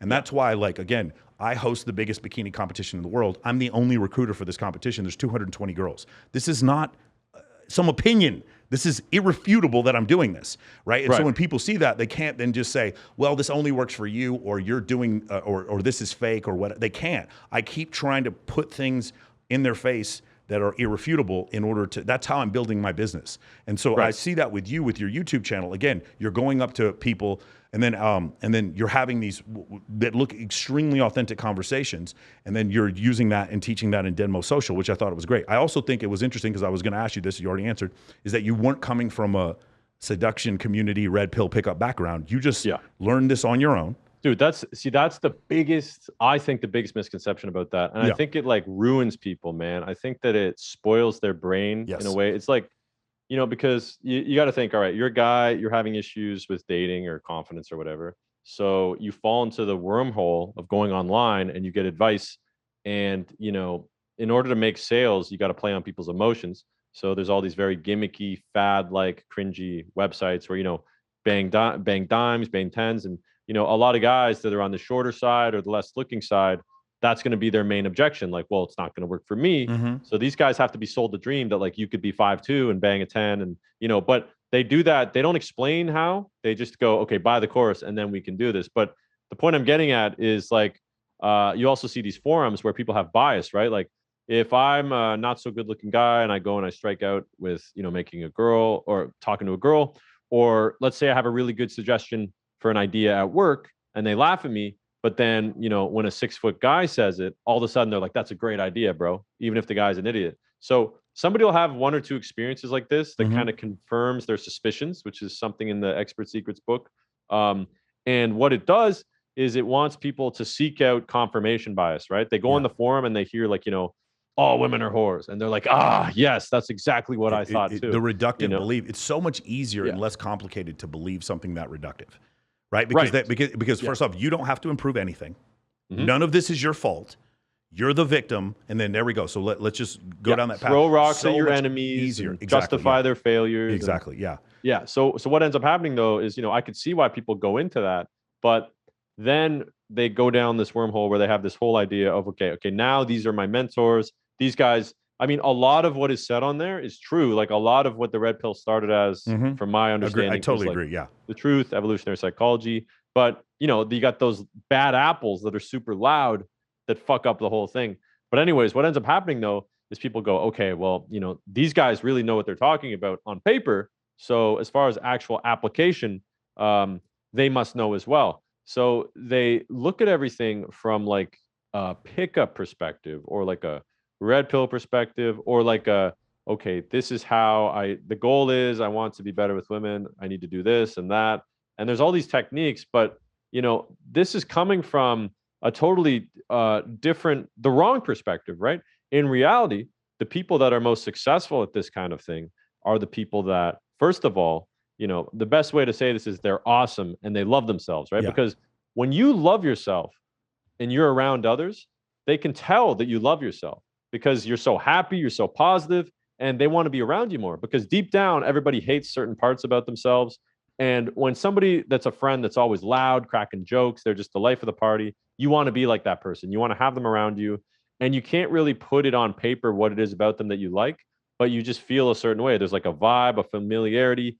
And what's cool about women, I guess, as a man, is that they aren't as dependent on physical attraction as men are. Like, we are very superficial. We know, okay, primal, you know, they look like this, hourglass figure, symmetry in the face, you know, low body fat percentage. We're very simple like that. But women, you know, it's like, okay, this guy's really confident and loud. This guy's an amazing singer. This guy is, you know, 5'3", but he's absolutely deezed. You know, Kevin Hart, one of the funniest guys in the world, super small. Jackie Chan, he's like an amazing actor, super great philanthropist and all that. He's 5'1" and he's Asian, but there'll be like really high level white chicks that'll smash him. So the idea is like, as long as you are great, then others will come. But what people want to do is they think that they can, a lot of the techniques and application works, but the problem is people are told that they don't have to change it all for them to apply it and then for it to work. Right, Like yeah. you need to max out your body. You need to pick a niche, something that you're really good at, and you need really good social skills, man. Yeah. You need to make people feel really familiar, want to be around you. Then there's all these subtle things like, not being jealous, not being needy, not being clingy, et cetera, et cetera.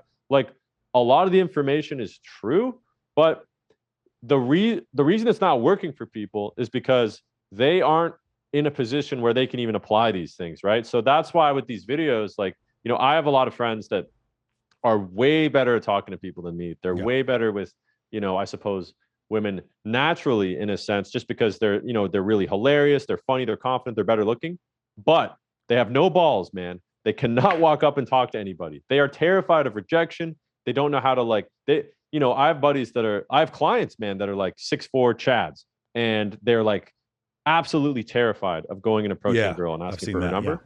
Yeah. And so that's where there's openings, I guess. If you seem like a very charismatic guy, I'm sure that back in your 20s, you would have been able to go up and hit on people and, not care if you get rejected or not. And, you're very extroverted. You probably had I don't know, a lot of friends and family growing up. And I also noticed too, I used to work in a bar, and when I was in a bar, I was around like 40, 50 people all the time. After 1 or 2 shifts serving, my social skills would be exactly right. I'd be like limitless, right? I managed a strip club. That's what happened. Like, honestly, dude, a bunch of what you're seeing right now come from the voice, all the comfortability, the fact I played high school football, I was in the U.S. military, and I managed a strip club. Now watch my bikini competitions. I have everybody ready, motherfuckers, we're gonna go out there and make money. Ready, break. Like, that's where it all comes from. Like, that's you're exactly right. That's where I'm totally. Yeah. So I mean, if you were very socially awkward and then you tried just approaching women with all these techniques and shit that you learned from a course, it wouldn't work. Like, you have to fix yourself first, man. Nobody wants to do that. Funny enough, one of my buddies, he told me, he's like, you have this awesome course about how to approach women in real life, but you should make an online dating course. And I was like, why? And, because I meet everybody in real life, but I guess it's different for everybody, right? And he's like, well, that's because there's way less friction, it's way more convenient. Everybody wants to be able to do all those things, but not leave their house necessarily, right?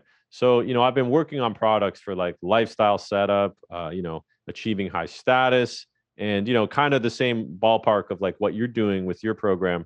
But, fundamentally, I think the number one most important thing is that as a human, you need to max out your social skills and competency, because even if you have super high status, unless you're like, an absolute Chad, you can't get a girl without saying a single word. Right. You know what I mean? Like, you have to do a little bit of talking, a little bit of communication. There's a lot of rich, famous dorks in LA that totally suck when it comes to getting girls. Yes. The only chance they have with girls is, if they barely talk at all and the girls are drunk, and, their pussy coordinator or their security or whatever is like, yo, like, this guy likes you. He's going to invite you back to the mansion, back at the house. You and your friends can come. Like, yeah, if you're a total dork, that works for you. But like, at the end of the day, status is super important. Wealth is super important. Physique. But the number one thing is you need to be a likable person, man. You need to make people feel like they got hands feeling warmth around a fire when they are with you, man. You need to be a likable guy. So going back to what you said before, like the first time I read The Rational Male, I was like, wow, a lot of this stuff seems true. I see where a lot of it's based out of. And then the reliance on evolutionary psychology, I was like, okay, I'm with this. So now we're stating like some things that are psychologically true, like gravity, or that the sky is blue. But now when we say, okay, well, the gravity is 9.81 meters per second squared, that's just a fact. When we say gravity sucks, now we're interpreting it. When we look at red pill stuff, right, we start off with evolutionary psychology, and then we start using it as justification for calling women names. That is not okay. That is where like I completely diverge from that entire community. Yeah. Is it true that women are going to look for men that can find more resources? Yes. Does that make them bad? No. Is it true that women are going to look for that? Is it true that men are going to look for women that have facial symmetry, a 0.7 hip to waist ratio, and signs of youth? Yes. Does that make them bad? No. I'm not interpreting it. I'm just like, this is, as a matter of fact, these things are true. And the reason why I know they're true is because Satoshi Kanazawa and David Buss and Cindy Meston and Leah Cosmides and Steven Pinker wrote books on these things where they did these surveys and they did these studies and they found these things to be true. So that's the first thing. The second thing is the looks, money, status debate, which is the one you're talking about with the Chads and everything. What they're being sold is we can overcome. Do looks, money, and status matter? Of course they matter. Like for any of you guys who are confused by this, you think that your pickup instructor is going to teach you a way to overcome this. They're not. Like, it's going to be difficult. Do you have a disadvantage being shorter? You do. I'm here to tell you, you do. Do you have a disadvantage being less against the super rich guy? You do. The guy who's more handsome than you do have a disadvantage. The guy who's more jacked than you do absolutely have a disadvantage. Can you overcome that disadvantage with social skills? Yes. Both of these things are true. Yeah. Wrap your head around the fact that both. So, because here's the problem: a lot of guys they can coexist. A lot of the guys will come into this community and they can't. They don't understand nuance. They have this very binary thinking. Either looks, money, status matter, and everything in pickup is everything in red pill. All this stuff is a complete fraud. Or red pill pickup stuff is the only thing that's true, and you can overcome looks, money, status by being a complete pimp and just using what is it called, neurolinguistic programming in order to trick women into sleeping with you. No, neither of those things are true. The reality of the situation is it is a blend of both. It is better. Like, do you have an advantage by being good looking and tall? Yes. Can you overcome that advantage against some other guy by having incredible social skills and having more status? Yes. Both of those things are true. Wrap your fucking head around the fact that both of those things are true. And then here's the other thing. For me, one of the things that I do is that I teach my clients is I never start from, so we'll just have a client named John. I never start from, hey, how do we get John cooler? I always start from, John, I want you to show me who you want to be like, and then we'll work backwards to you. Because one of the problems is what guys will do is when you start from John and make him cooler, he still wants to stay in his mom's basement. He doesn't want to improve, like what you said before. For me, again, this is the difference between MOA and pickup. Pickup is, how do I get girls living while still living in my mom's basement? And MOA is, how the fuck do I get out of my mom's basement? Yeah. Right? That's the difference. The first module in my course is literally like, okay, is your room clean? Yeah, here you go. You know, like, is your bed made? Is all your shit like where it's supposed to be? Do you have a car? You know, do you have a job, or are you actively pursuing starting a business? Do you have purpose? You know, how many hours a day are you on Instagram and TikTok? Right? Very simple things. Like I have like maybe less than 2% returns, but I remember I had one return one time, and this guy went off on me. He's like, dude, the whole first module is just like clean your room and get a job and get a car and all that. Like, I already have all that. Like, duh, obviously. But most people are trying to apply these things when they don't have that. Another thing too, people will buy the whole course. They know everything.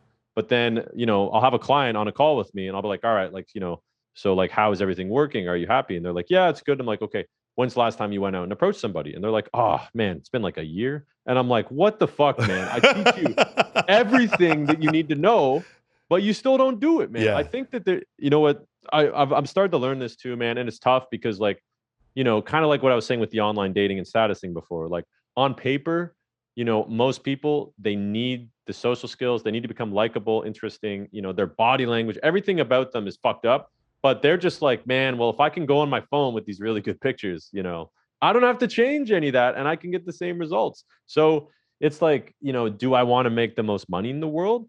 Or do I want to help people the way that they need to be helped? So that's like this counterbalance I find where I'm in a tricky spot.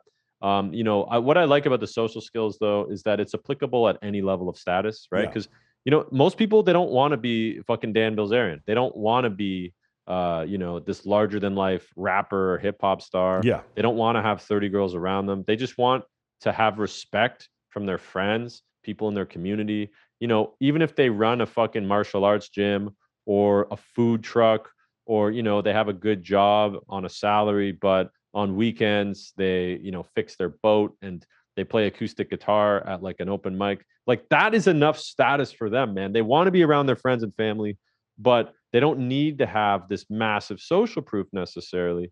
But the thing that they're missing is that they aren't putting the effort in to go out and meet these people. And by meet, I don't mean go and game and pick up. I mean, dude, go and make some friends first, dude. Go and make some female friends. Just go and be around people, be part of a team, have some camaraderie. You get invited out to stuff. You get to be around other people. And that's the best way you learn, right? Like, I can teach you all these, structures to conversations, or like how to use your voice to convey emotion, how to articulate how you're feeling, how to make people laugh. I can teach you all these things, but you have to put yourself in an environment where you can actually apply them. And most people think, okay, I have to go to a nightclub, right? Super fucking loud. You have to buy a bunch of drinks. There's massive pre-selection there. Everybody's going to go with the guys that have the bottles, and wherever the hypest part in the bars, women are going to be drawn to go there. So you're going to strike out. Like, I think the best way to meet women is during the daytime. You go to like a coffee shop, library. If you're a 1% male and you can tailor and customize your whole life to just getting pussy, then dude, you can optimize, you can hire VAs to run dating profiles for you. You can get you could pay to get sick photos with lots of people, or you could get a job for fun. Like you could start a fucking bar on the beach in Tulum, because you're so rich. And then all of a sudden you own a bar and you own a club, and there's, female servers everywhere. There's tourists coming in. Like, there's ways that you can do it based on your income level. But, at the end of the day, man, I just think that because of the internet, because I'm going on a tangent here, but like, humans, like we're talking about evolutionary psychology, we are not meant to have these little phones, man. Mm-hmm. They drive our brains insane. It's like this dopamine thing that hijacks us. That's why we have so many people that are stuck on TikTok. That's why people are addicted to internet porn. That's why people are on forums getting their confirmation bias for why they're losers. It's because people are on average on their phone for 5 hours a day. And the more you check your phone, your dopamine is fucked. So good. It's like, are you going to eat vegetables after eating ice cream? Right. Fuck no, dude. Because it's same thing with like doing work and improving yourself after going on your phone. So I think the key is less is more. Stop wasting time on your phone. Stop watching red pill content. I even tell my clients, don't watch my videos. Don't listen to my podcast. You can strictly use your computer for work or for audiobooks. Right. That's it. Because as soon as you check a couple times, you're done. Yeah. And I don't know. I've seen that happen. Yeah. Yeah. Go ahead. Sorry. I was. No. This is perfect. Getting fired up. Because you're echoing a lot of things that I talk about in my program. I actually do. I believe in immersion. We have the thing in the military, like live fire immersion, where they fire live bullets at you when you're behind a berm, so you know what it sounds like when the bullets are passing by your head. I make guys go into like really, really difficult situations in nightclubs. I make them talk their way into the VIP. That is one of the requirements of my course. I don't want you to spend your whole life in a nightclub, but what I want you to do is like be able to use your social skills, because there's the reason why I do like nightclubs is because they're kind of a proving ground for certain things. If you are really uncalibrated, you will walk up, and some of the most calibrated dudes you will ever meet in your life are the guys who work the door at a Las Vegas nightclub, and they will look at you in 1 second, and you'll be like, "Oh yeah, I'm local industry," and they'll be like, "No, you're not fucking coming in." Because you have pants on that your mom bought you from Walmart when you were in high school. Like they can see very quickly there's something wrong here. And like I tell guys, don't give them a fucking excuse. Like you have to work on these social skills. So I do like nightclubs as also like almost like a crucible for some of these guys. I'll say this too. Yeah. I'll say this quick before the nightclub thing. Yeah. When I went to Arizona, I was out with some buddies and we were going to try and check out some clubs. Yeah. And they wouldn't let us in because one of my buddies, he had inappropriate footwear. Yeah. And this happened at 2 or 3 different clubs. Yeah. In Canada, that is like never a thing. Of course, right. Dude, we don't have that. But also, I'll also say I'm kind of biased towards nightclubs, man, because in the job that I've done hundreds, if not over 1,000 drunk interviews, man. Yeah. And you see people at their absolute worst. Yeah, that's true. They're drunkest. You see fights. You see, like, I have such a different image of nightclubs. Like, I look at nightclubs the same way that like bouncers and bartenders do. Yeah. They don't see it as like this epic fun time, everybody's celebrating, lots of pretty people. They see it from more like a parent point of view. Like, fuck, dude, this place is a mess. There's all these people in the dark. So, yeah, I do have a little bit of like an experience most people don't. I'm sure you have a similar experience too with working in nightclubs. It can absolutely be a proving ground. Yeah, I think it's different also because here, there are nightclubs and then there's Las Vegas. This is very different. Like on stage with Steve Aoki at Omnia is different than anything you will ever experience in your entire life. So I also think that's a part that makes it a little bit different. There is one thing I do want to talk about. There's a couple of caveats here. The first one is you have a lot of videos where you talk about just going up and talking to women and then just becoming their friend and like learning things about them, and you're not even trying to pick them up. The female friend thing is something I get criticized about a lot because most of my friends are female. I put every girl I meet in the friend zone, no matter how attractive they are. And I found that to be unbelievably, devastatingly unequivocally like nuclear level effective. Like it's the way it has changed my life, where I get invited to everything because of my female friends. I am calibrated to certain ideas because of my female friends, and my female friends are constantly introducing me to other females. There is no way for me to have a bikini competition with 220 women without having female friends. There's no way for me to take 116 girls to the Maxim party without me having female friends. So anybody who has the argument against men having female friends, you're just incorrect. You're just factually incorrect. Yeah, it's that simple, man. Even on a smaller scale, like you're talking like the highest level thing here, because like you're in the industry where, it's good for your business to obviously like have people for your competitions and whatnot.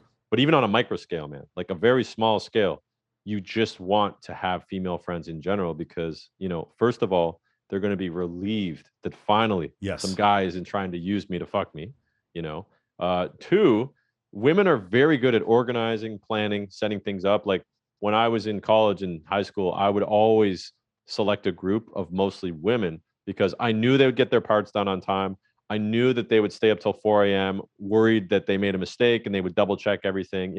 I would do my part. I would be the leader of the group. I'd be like, you can do this, you can do that, you can do that. Here's when it has to be in by. But I knew that they were concerned about all that stuff. And you could argue, some of it is to do with nature, feminine qualities, the cleaning and organization, whatever. But anyways, that's another side thing. But there's the pre-selection, there's the proof, but the main thing is like, you don't think about people as some kind of alien. Here's a great example that you gave with the military training, bullets flying over your head. I guarantee if, God forbid something happened, you were in a parking lot and all of a sudden bullets started going off, you're going to duck, but you're not going to crawl under the car and get terrified and scared. You're going to react in a way like, okay, I've experienced this before. I've experienced something like this. I can, act when everybody else is nervous. And it's the same thing with, talking to women in many ways. If you are never around women, you're never talking to them. And what I mean by talking with them too is like, they don't talk to you because they have to. Like, you have high status, or you're paying them, or you're wealthy, or, you are the bouncer at the club. They talk to you because they like your company. They see you as equally valuable at the very least. And they're there not to get anything out of you. So they hang out with you because they like you as a person. Yeah. And now you know what it's like to be around women. You know how they are. You know the jokes they make. You know what jokes you can say to them. Like, you just learn, you get really calibrated with them. And you also see them as more than just, sex objects, right? Which is what the mistake a lot of guys make. And then when you talk to them, when you go and approach them in real life, or, you go on a date with a girl, all of a sudden they're going to be like, wow, this guy is so calm. He's so grounded. He's not being weird. I feel comfortable around him. He knows how to talk to me. He knows how to make jokes. He can banter. He's not afraid of offending me because, when you hang out with women, you know what jokes you can get away with, right? Yeah. Like, you make jokes about, certain things. And then, you go like, oh, okay, don't want to get political here. This is so you get calibrated, right? And, look, if you're trying to bang a chick, like let's say you meet this girl and, she's going to friend zone you. She's not, whatever. Then just be friends with her. Yeah. And you can learn from her. You could work with her. These guys, they want you to go on this 2-year self-improvement journey where you get like D's and, you show the fantasy in their head is you show up and you're like so improved now, and you walk up to them and you're like, yo, I'm different now. And all of a sudden you're going to want them to chase you. Like, what a fucking waste of time. What a fucking loser move, dude. The best wingman in the world, I'd say all the time, is my friend Kindly. She's a playmate, and she'll hit me up and we'll go out sometime. And like, it literally, if you've ever seen, there's a video of Kobe Bryant with Pau Gasol where he's like making these eye contacts with his head, like these facial movements with his head, and Pau knows to come set a screen on the left side, and then he goes and dumps the ball off, and Pau Gasol gets a dunk. That's how Kindly and I are.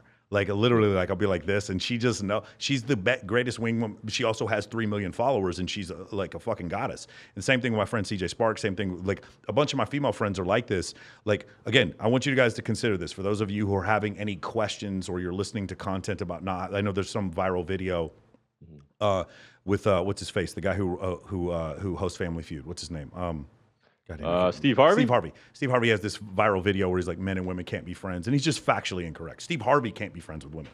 The reality of the situation is 99% of men could not be friends with the women I'm friends with because they're so attractive and you're not used to being around that. But the reality of the situation is if you were in a situation where, like, let's just say you were you worked for Hugh Hefner, you were an assistant, and you're just constantly around beautiful women all the time. At first, it would be overwhelming, and after a while, you'd be so like totally normal to it. And then finally, when you meet this incredibly beautiful woman, you don't even notice it, but your voice inflection, it didn't change. Oh yeah, time. the voice goes nice and high. It didn't change. And then all of a sudden you talk to your buddies and you're like, "What's up, motherfucker?" And then you talk to your homegirls and you're like, "What's up, motherfucker?" And it's the same. It was the same. And you didn't even notice it was this, and you started treating everybody this, and the girls start noticing, "Oh, he treats me the same." And then you go out with those girls as your friends, and then every girl in the place, like I remember my birthday, I went out with all these girls, they're dressed in orange, and all these girls that I'd never met before start coming to my table wanting to know who I am. There's like, something's going on here. I need to know who this person is. So the idea that you can't be friends with women, no, the guy who, if you're saying you can't be friends with women, you're right. You motherfucker cannot be friends with women because you don't understand the benefits of it or how it would work. But for me, it's not even what you were talking about before. Oh, this girl is not, it's not going to work out, so I put her in the friend zone. Everyone gets in the friend zone, bro. That is ubiquitous with me. If you meet me and you're female, good looking or not, everyone gets in the friend zone. And then after a while, you come to my charity events. You help me raise money to rescue animals. You help me raise money for human trafficking. You come to one of my bikini competitions. You come to Swimsuit USA. You come to Paradise Challenge. You come to Model Citizen Fund, whatever, or you come on my podcast. And then after a while, we get to know each other. Like then maybe we can take it to somewhere else. But in the beginning, to me, every girl just starts off in the friend zone, and that's really helped me a ton. And it's made it to a point where like again, I know for some guys this sounds horrible, but like whenever girls come here, there'll be like 10, 20 girls, and they'll be like, "We're gonna have a girls' night," and they're like, "Okay, well, Michael's gonna come pick us up." So it's me and like 10 or 20 girls.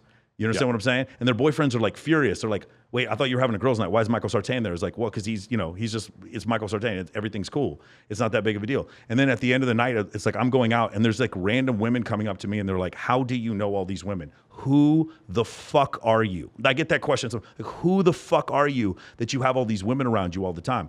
And again, like I cannot express this enough. I know we're beating a dead horse, but this is one of the things. And the reason why I wanted to bring this up is because the next transition is we're talking about incels.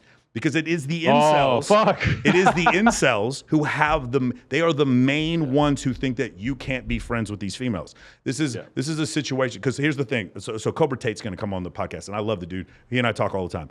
And this is my audience and his audience. All they ask is like, how are you guys going to reconcile the female friends thing? Because he doesn't believe men and women can just be friends, and I believe that they specifically should all just try to be friends. And so we're going to talk about this. And I think I think it's a definition thing, man. There you go. That's exactly. It's a semantics thing. But also you got to think normal people. Like if you have experience around being around attractive women, you're just going to see them as other women, right? But if you're like most guys, you can't control that. That narrative in your head. You're going to instinctively be like, it's, most guys, if you are like, hey, like Alex Hormozy, really good business guy, you should get him on. He had this analogy about going into business with somebody, and he's like, look, if you go to the average guy and you're like, you're friends with him, but you're like, hey man, here's $10 million. Just hold it for me. I don't know when I'll be back. Could be 20 years, but just don't spend it. Or, you let them stay at your house and sleep in the room next to your girlfriend, or there's all these different analogies, but like most people are going to fail that test, right? So when it comes to like guys, and I see this with a lot of my clients, like I've worked on them with this, but it's going to take a lot for you to be able to be comfortable and not instinctively try to please and impress and win over attractive women, right? It's like an impulse that guys, depending how much social experience you have, I'd say if you work at a restaurant or a bar for like 2 months, you'll get it out of your system. But most guys won't ever. So they're instinctively going to do that. But as far as the friends thing, like the only time that is going to be a dynamic issue is if the woman is very superior attractive levelness to you, and not like as attractive as you are, but like your status or your social calibration, your position there. Because I've seen guys that have incredible confidence, not much status, but in the moment they have really high status because they're funny, they're there with some friends, pre-selection, whatever, and they're able to stay calm and calculated. But then I've seen Chads that, are just, they melt like butter. So the thing is, the value of the person that comes into consideration when you think of like who should be your friend or not. But like, you also got to think, what is your intention, right?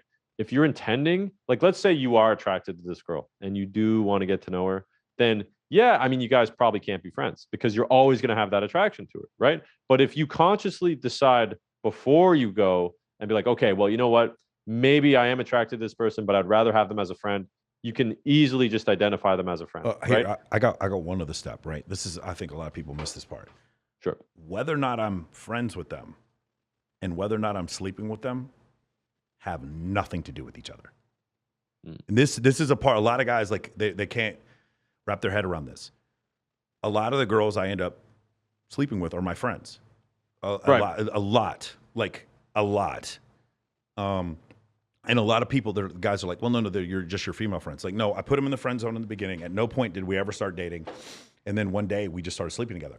That happens all the time. A lot of guys, they don't believe that's real. They don't understand that exists. And so what happens is they're like, well, I need to just show intent the whole time. Like, no, you need to show status the whole time. You need to show, like, you need to show confidence. You need to show confidence. You need to show social skills. For me, like, you need to show pre-selection. You need to show status all the time. You don't need to show intent. That intent, one of the biggest fallacies that Pickup got wrong was this idea that me showing my intent man to woman is what's generating attraction to women. No, the fuck it's not. If you picked a woman up and spun her around and she slept with you, she was going to sleep with you anyway. She was going to sleep with somebody. She slept with you in spite. The easiest analogy I can make here with you, you start, most of the women you sleep with, they start as friends. Yes. Most people meet through school or work. Yeah. Right. So they start out as just being in the same environment for a specific cause or reason. And then over time, they build familiarity. They become friends. And then there's some attraction or spark there. And then they hook up. Right. Obviously, a lot of people meet through cold approach and through stuff like that. But it's way more convenient if you're seeing the same people every week to build an attraction with them. Right. So that's why people end up sleeping with their friends. But like, it's the exact same as you would sleep with a coworker or a classmate.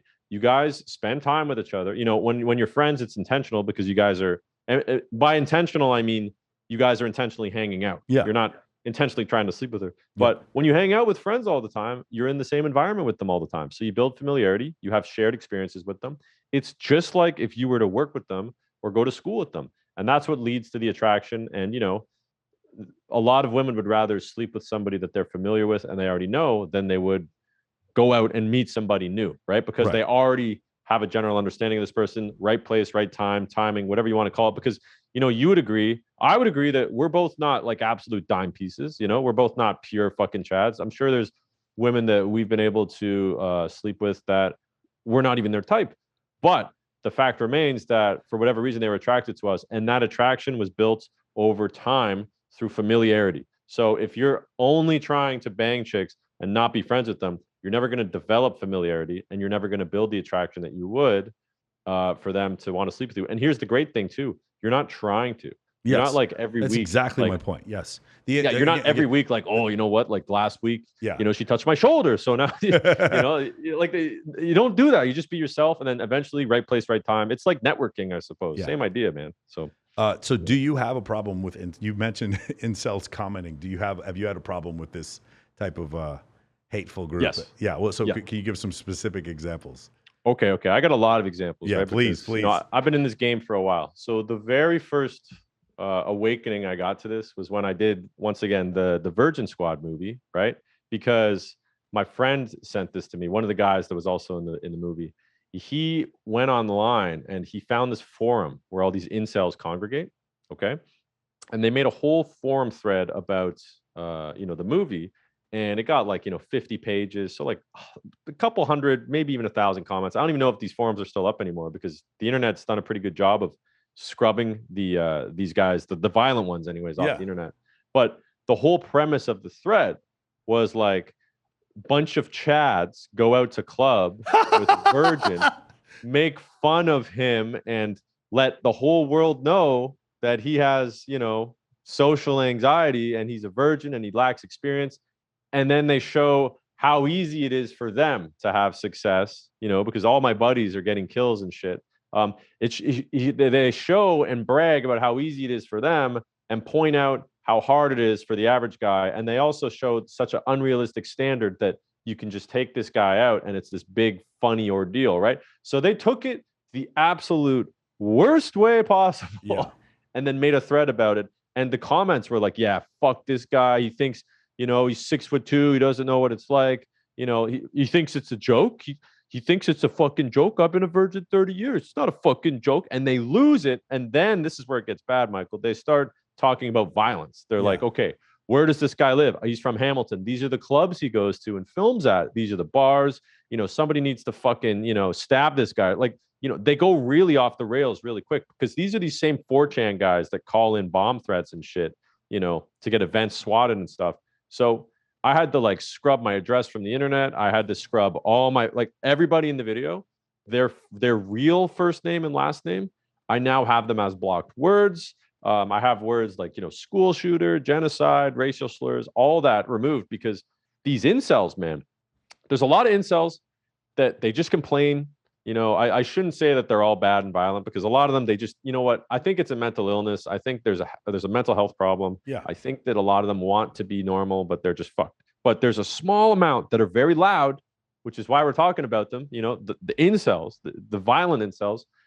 There's a small amount that will, run over crowds of people, right? A couple of years ago, some dude in Toronto that they identified as like an incel, that he ran through a bunch of people with a van.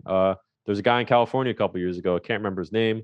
He wrote a whole manifesto. He would vlog every week, and then he like shot 3 or 4 women. Like there are some really violent dudes. So, very quickly I learned about the potential violence of these incels, and it blew my mind how they could take such a piece of art, I suppose, like a comedy movie, and then turn it into like we need to harm this guy. He's spreading this false narrative about virgins and shit. So that was my first experience with it. That really humbled me a lot because, obviously I'm not necessarily afraid of incels or the woke mob, but like I have empathy for the ones that are very emotionally distraught, but the ones that are inflicting violence or threatening violence just because, something on the internet makes them upset, like that's not being an incel. That's like terrorism. Yeah. Man. It's like these guys during the BLM protests that start throwing bricks through windows. Antifa. Those anarchist fucking weirdos from Seattle, man. The ones I'm talking about, the Portland guys, and they're throwing bricks through windows and fighting capitalism. They're fucking terrorists, man. Like, anyways, so that was the first ordeal with the inceldom. The next thing I want to touch on is when I was doing these drunk interviews, my comment section, there'd be one instance in the video where a girl's like, yeah, if a guy's under 6 foot, not interested. For sure. That's what we call friend zone, something like that, right? Everybody in the comment section is like, fuck this bitch. She's ugly. She's got orange hair. Like, I hope she dies. Hope she gets hit by a car. Like, all these guys are putting all this rage that they have for one person, or like, it's bringing up all the rejection. And at the end of the day, Michael, it's all insecurity, man. When people have deep wounds internally, it gets projected through their actions and what they do. You see this a lot with like narcissists and sociopaths. They do all these things, but what it all comes back to is inner problems. So that's a little going off the deep end there. But I basically just saw people that wanted to hate women. Yeah. And they were congregating in comment sections like, yes, this girl confirmed that, if you're 5'6" or shorter, then women don't care about you. All women are like that. I hate this bitch. I hate all bitches. So I saw that kind of shit in the comment section. So I had to start making videos like much more, for every girl that said something that was really fucked up, I would have to have a girl say something like, yeah, I like short guys. Right. You know what I mean? I also did this video, would you bang a fat chick? And, I asked guys and, savage ass video, right? All these guys were, they're being honest. A lot of them were like, yeah, I would, if nobody knew or whatever. And then I was getting all this hate in the comment section. Like, that's mean, fat women, whatever, it's a disease. So then I did a video, does height matter? And I asked women, okay, what about a guy's height? And they were saying horrendous shit about short men, right? Yeah. And then all of a sudden, all the women that were mad about the fat chicks video, dead silent. Crickets, right? And the thing is, you can choose your weight, right? If you're significantly heavier than others, it's going to be a lot more work, but you can change it. Like, if you're a savage, if you dedicate yourself to it, if you have a proper nutritionist, exercise, diet, you can change everything. Height, the only way to get taller is if you break your legs and spend like $100,000 getting your like shin bone extended. And I think then you can grow a couple inches. Yeah. So it's not even the same ballpark. One is something you're predisposition with. The other is something you can actually actively change and improve. The last run-in I'll have with incels too is, most people don't think about this, but the female incels, man, the femcells. Really? So yeah, man. So you got radical feminists, and because feminism on paper is men and women have equal rights. Yeah. Nothing wrong with that. But what happens is you have these really loud vocal minority of actual feminists because, by default, everybody's a feminist.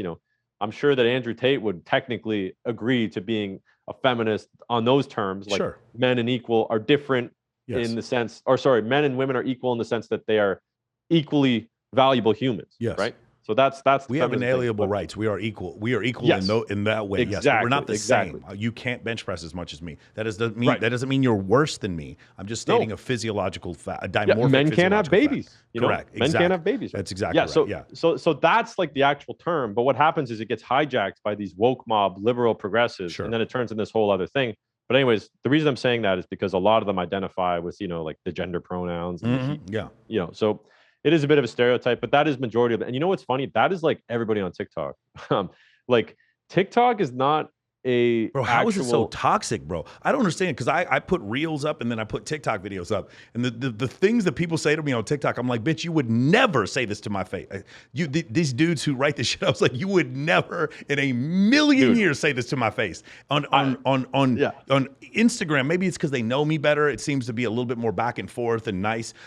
The hate I get on TikTok is crazy, man. Dude, here it is. I'll break the fourth wall, and I say that I'm breaking the fourth wall because I have 1 million followers on TikTok. I haven't posted in 2 years, but like I built it to 1 million followers. So, I love my TikTok fans, but let's call it like it is. TikTok is for dumb people. It's for people with low IQ. Like TikTok, you have to essentially communicate to people in such a small amount of time, which means that the people that congregate on there are people with very low attention spans. They have to instantly get that dopamine hit within like 7 to 30 seconds. Their attention span cannot last a whole YouTube video. Their attention span cannot last a still image on an Instagram page. That's not enough for them. They need to be stimulated right away. Super low attention span. They need that crack hit instantly, right? And the people that have the issue where they have a very low attention span, they lack in discipline. They're very impulsive. They usually have eating disorders. And by eating disorders, I don't mean like they're starving themselves to be a model. I mean like they are compulsively eating and consuming food that is very unhealthy for them. They don't exercise. They generally don't try hard. They don't play sports. They don't work out. All they do is they get hijacked by the dopamine center in their brain and they just scroll their phone all day, right? So, you got to imagine all these people scrolling their phone with low IQs, low discipline, low self-worth. Where are they going? They're going for where they can get their drugs, and they get their drugs on TikTok, man. So you got all these idiots on there. And then you also got to remember too, because of the way that young kids are growing up nowadays and they have phones at the age of like 8, they are now building their whole social circles, their motor skills, like they're literally developing with a new body part, right? So you got all the idiots and then you got all the young people that are still maturing all on one platform. And they've never had any life experience. They've never read books on evolutionary psychology. Exactly, they don't know any of this. So they see this and they're used to going, well, whatever gender I feel like being today, I can be. And then they hear you say something like, men and women are different.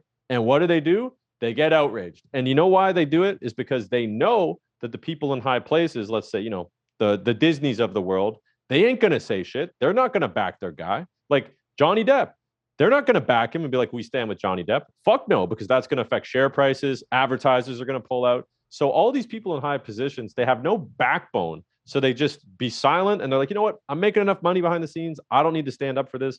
But all the media companies, the tech companies, that's what they're doing, because when people, when somebody gets an accusation against them or, cancel this guy, fuck this guy, nobody ever goes, hey, fuck you. Just because you disagree with what he says doesn't mean you can leave a comment telling him to kill himself. Like, what fucking game are we playing now where, anyways, so, but that's the thing, because people now know if enough outrage is stirred, like let's say, Michael Sartain, if he says all these things on the internet and we disagree with it, if enough of us get mad, maybe we can get him fired from his job. Yeah. Maybe we can get him canceled. Maybe we can get his content removed. And what happens is you see all these instances of cases of famous people that are accused of something, or they say, the wrong term. Like it always shocks me how guys like Mel Gibson, the things that guy said way back in the day, he was able to survive all this cancel culture. But like people now on TikTok, especially, they know that they can fucking ruin people's lives. professionally, their family life, their social life, mentally. Like imagine you can't earn money anymore and everybody stares at you and looks at you and judges you because you said some shit on the internet that was taken out of context and now they say fuck you, your life is over, right? But these people know they have this power. They're idiots, they're young, and they're full of passion and energy, and they're very like we're still understanding life. And then on top of that, man, you got the psychological facts about how people love to be part of a team, right? This mob mentality. Yeah. That's why all these people during these protests, as soon as one person throws a fucking brick through a window, everybody else is doing it and they don't know why. So you combine all these things together, and that is what TikTok is. You've got all these angry, very low discipline, low IQ, complaining idiots that are also not mature enough yet to understand how the world works. And in addition to that, their community, their whole self-identity is to identify with a group of who they think are like, improving the world by canceling people. Those are the people that are leaving comments and being idiots. They're just low IQ Neanderthals, man. That's awesome, man. I think what's really ironic is that you said in a previous video that TikTok is a breeding ground for dumb people. And that's probably going to go viral on TikTok. I think that's. Well, dude, you know what the funniest thing is? Yeah. They go, well, why are you here? It's like, dude, I pay somebody to post this for. Like, whoa, you think I'm on TikTok? I think, I try to teach my clients: you are social media producers. You are not social media consumers. You're social media. Exactly. Rule number 4: social media is fake, and I'm okay with that. Which means I'm going to post things that are going to build my business, and then I'm going to go build my business. I'm going to post things about my workout today, and then I'm going to go do my workout. But I'm not going to sit there and just scroll and feel bad about my life because everyone's getting laid. Everyone is getting laid in Tulum, right? Or they're at where are they? They're at Burning Man. The highlight reel, man. The highlight reel, exactly. Yeah, I definitely understand that. Hey, man, you talked also about you don't listen to music when you're working out. You got into podcasts and audiobooks. Is you still doing that? Yeah. So, quick history about me too. I grew up being obsessed with music, big classic rock guy. That's all my dad bumped when we drive around. So, love my classic rock. You probably came in the era when like Nirvana was bumping. For sure, yeah. Oh yeah. So you know about like the last era of like good rock music. Dude, I was in high school when Kurt Cobain killed himself. I remember like it was a huge deal. Yeah. Or his wife killed him. We don't know. There we go. Let's do a podcast on that. I love that. Yeah. So, but anyways, for a long time, I wanted to be a musician. I wanted to be an artist, and I wrote, several albums. I've recorded a bunch of music. Yeah. I had a vocalist that I partnered up with, and we had this band. But he, really great guy. He's actually in teachers college right now. He's going to be a music teacher. Amazing dude. One of the nicest guys I've ever met. So, one day we're going to get back to music. But for a big part of my life, man, I was obsessed with music, and that's what I wanted to be. I wanted to be a guy in a rock band. That was my dream. Yeah. But, eventually I switched over because, logistically it just didn't work short term. So that's one of those things. It's like a passion project I'm going to get to, 10 years from now in my 30s or whatever. But anyways, the reason I say that is because like for me, music was so important to me and I would just be obsessed with it. Like, you watched the Virgin Squad movie, right? Like you might have noticed the track selection, man. I'm using stuff from The Good, the Bad, and the Ugly, all these old school Clint Eastwood movies, but also like Rolling Stones, man. Like some of the best soundtracks of all time are Martin Scorsese movies, man. Yeah. Like The Departed, Goodfellas, and that. So I'm fucking diehard in the rock music. But I noticed that as somebody that is, like sometimes I can't sleep because I have anxiety that I didn't get enough work done in the day. Yeah. You might know this feeling too, maybe when you were younger, but there's this, sometimes you can't turn your brain off. You just, you want to do so many things at once that you go out of your mind.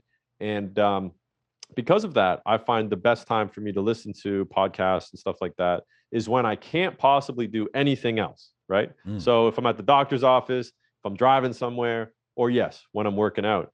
And what's cool is that, the way I look at exercise is at the beginning of the day, it relieves the anxiety to work out because it gets your body feeling better and whatnot. But for some people, the most important decisions they make in the day are like the first half of the day. So they need to hop right into their work. And I feel like I'm a lot like that. And because of that, I save my exercise till the end of the day when like I'm spent, you could be exhausted, totally couldn't even write a paragraph for a basic email, but you could still lift weights because it's just physical. And that I think is the best time to absorb all that information, because you've gotten all the work done. Now you're working out, you're exercising, but you're learning too.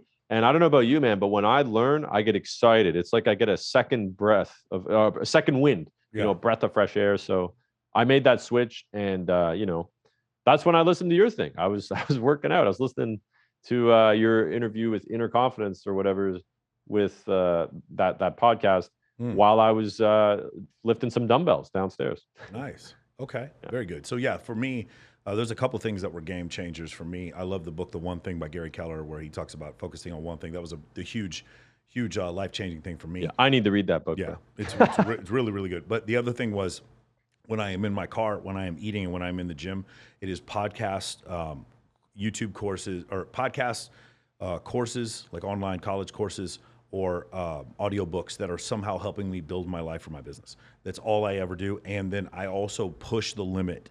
I cannot listen at 1.0 anymore. 1.7 is usually about the lowest. Interesting. You speed it up. I can listen to anything is about 1.7. For some narrators that are very slow, I can push it up to 2.5 speed. And I try to get through stuff as fast as I can. Everything I listened of yours was at double speed. So nice. I was able to get through it, pretty quickly doing that. And then I take notes on stuff. And that's actually been probably the reason why the podcast does. So I did a podcast on quantum mechanics. That was like one of my earlier episodes. The reason why I'm able to do that is because I'm able to get through 10 or 12 books on quantum mechanics. When I have a professor on here, I can converse with him. And people are like, how do you have time to get through 10 books on quantum mechanics? I listen to them at double speed while I'm in the gym. Over the course of 52 weeks, I can get through 30, 40, 50 books a year. And so that's a very difficult thing for a lot of people to understand. Here's a question for you with the book thing. Mm-hmm. So I had a buddy recently that told me, he made a post about this and he sent me it. He's like, what do you think about this? He had this argument. He's like, most people, they'll try to read 40 to 50 books a year. Yeah. But if you ask them to like kind of summarize the books or, go over some points for them, they totally forget because they're reading so many fucking books. And he argues you should focus on like 10 to 12 books a year. Yeah. But like go over the notes, reread them more than once so that you could pretty much write a summary of the book, explain the whole thing to somebody. Interesting. So like, what are your thoughts on those two? Have you ever tried one? Yeah. Have you tried both or just one or the other? Or what are your thoughts on that? There were times where I would read fewer, but I'll tell you, I can give you a summary on all 50 or 60 books. It's because there's a book, Managing Oneself. It's Ty Lopez's favorite book. It's Managing Oneself by Peter F. Drucker. And he talks about different people have the ability to learn in different ways. For me, it is very clear that learning through audio is my superpower. So some people have like what's the term of memory? Eidetic memory is photographic memory. The actual term is eidetic memory. So for me, like when I interviewed Ty Lopez, I had read the first 44 books in his book list.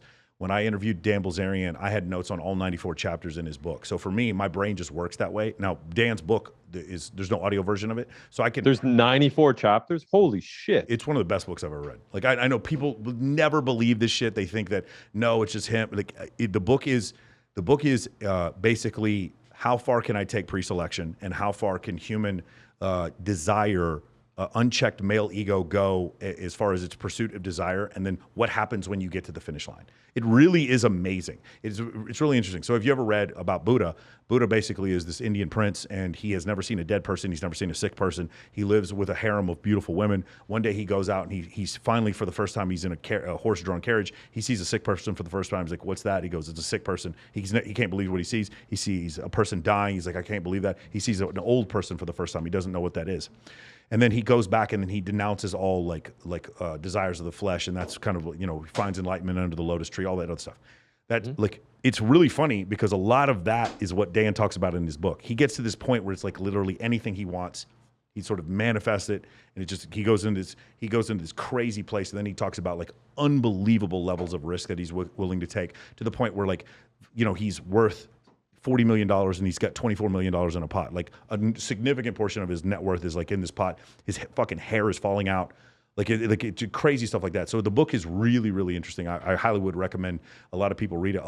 I've never heard anyone read it and say that this wasn't a fantastic book. There's a lot of books by celebrities that are terrible. This is not one of them. He wrote the entire thing too. And Neil Strauss actually did the first edit of the book. So you'll actually notice a lot of the storytelling is very similar to how the game was written. Yeah, that's what's interesting about Neil Strauss too, is you think of him as just like, the author of the game book, but he was like a legit, journalist and essay writer. And he was a Rolling Stones he was an editor, right? He edited books. Yeah, so he's a Rolling Stones. He had 4.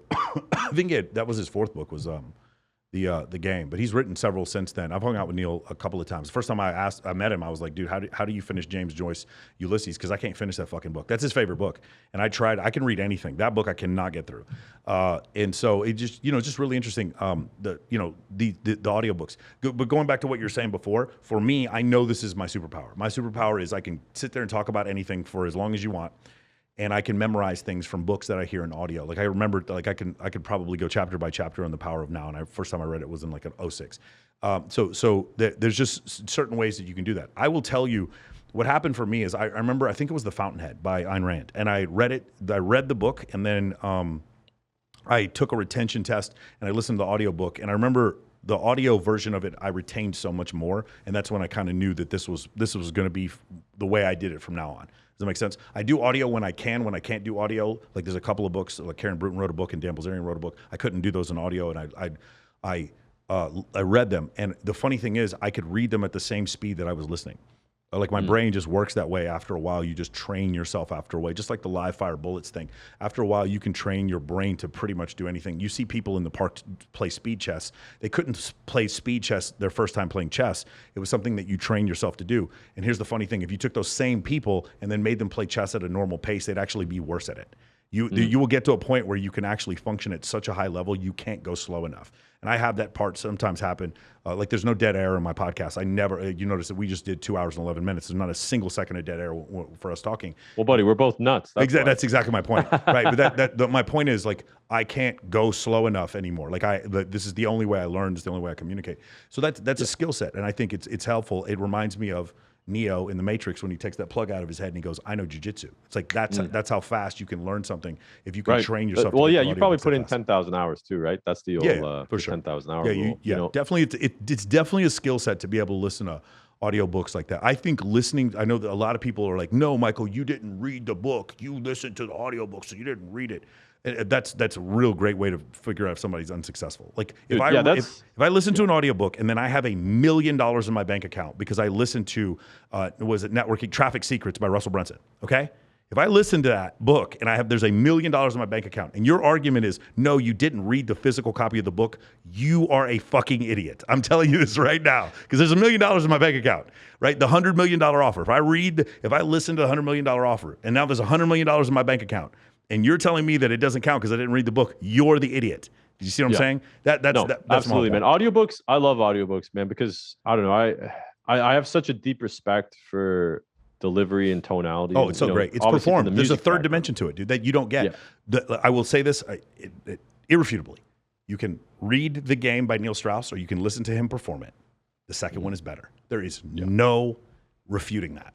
When there's moments in the book where he's going through the very stressful situations and he's describing it, like when he's in the bathtub with those two girls at the same time. When you hear his voice when he talks about, again, I'm reciting to you something about a book I read in 05. That's how good audiobooks are for me. When you listen to him go through it, it's so much more real and three-dimensional when he's performing it. Also, I've read the books, A Song of Ice and Fire, the Game of Thrones novels, and then I listened to Roy Dotrice perform them. The second one is far, far better. It's not even. Oh, I bet. Dude. It's not even probably close. do with an accent too. Yeah, he does with an accent. He was the pyromancer in season 2. That's the guy who actually reads all the book. He passed away recently, but yeah, he's. Dude, that's something that I have. So you know what I was telling you before. Whenever I like come up with something like, oh, that'd be fun. I should turn that into a business. One of the things I really want to get into later on is voice acting, but in particular like narrating books. Yeah, because I've done commercials for like Toyota and Honda out here in Canada, where it's like the new 4-door sedan, like just like some bullshit car. But I think it'd be way more fulfilling to like narrate characters in a movie or like like audiobooks. That's a very fun thing to me. That's just another one of those things that I have to like find out how to get into that space. That's a tough gig, man, because when Roy Dotrice does A Song of Ice and Fire, he has like 54 different voices that he does. Right. Oh, so he's doing all the different characters. Well, I would probably stay away from like fiction that one's audiobooks. really rough, but Yeah, that one's great. Cartoons in movies or TV, or like, you know, an autobiography. Yeah, I've always wanted to be a ring announcer, and I finally got to do that a couple weeks ago. So that's a new thing that I've been. Yeah. So how did for you years. start? Well, you know what? I got to save all these questions I got for you for, you know, the podcast. I get to come on your podcast. There we go. Awesome. All right, cool. I'm excited now. There we go. Yeah. So, what are some other things that we could talk about while we're here? You know, because I mean, I got to save a lot of the things I have. What other questions do you got? I got to save my questions for you later. No, man. I mean, honestly, this is great. We went over 2 hours, and I was really happy that we talked about a lot of the different stuff.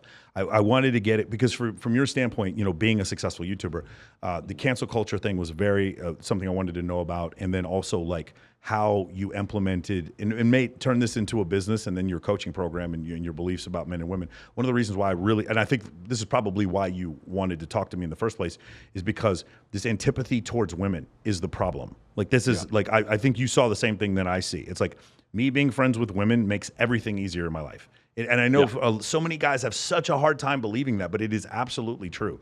I get invited to everything. I get hired for everything.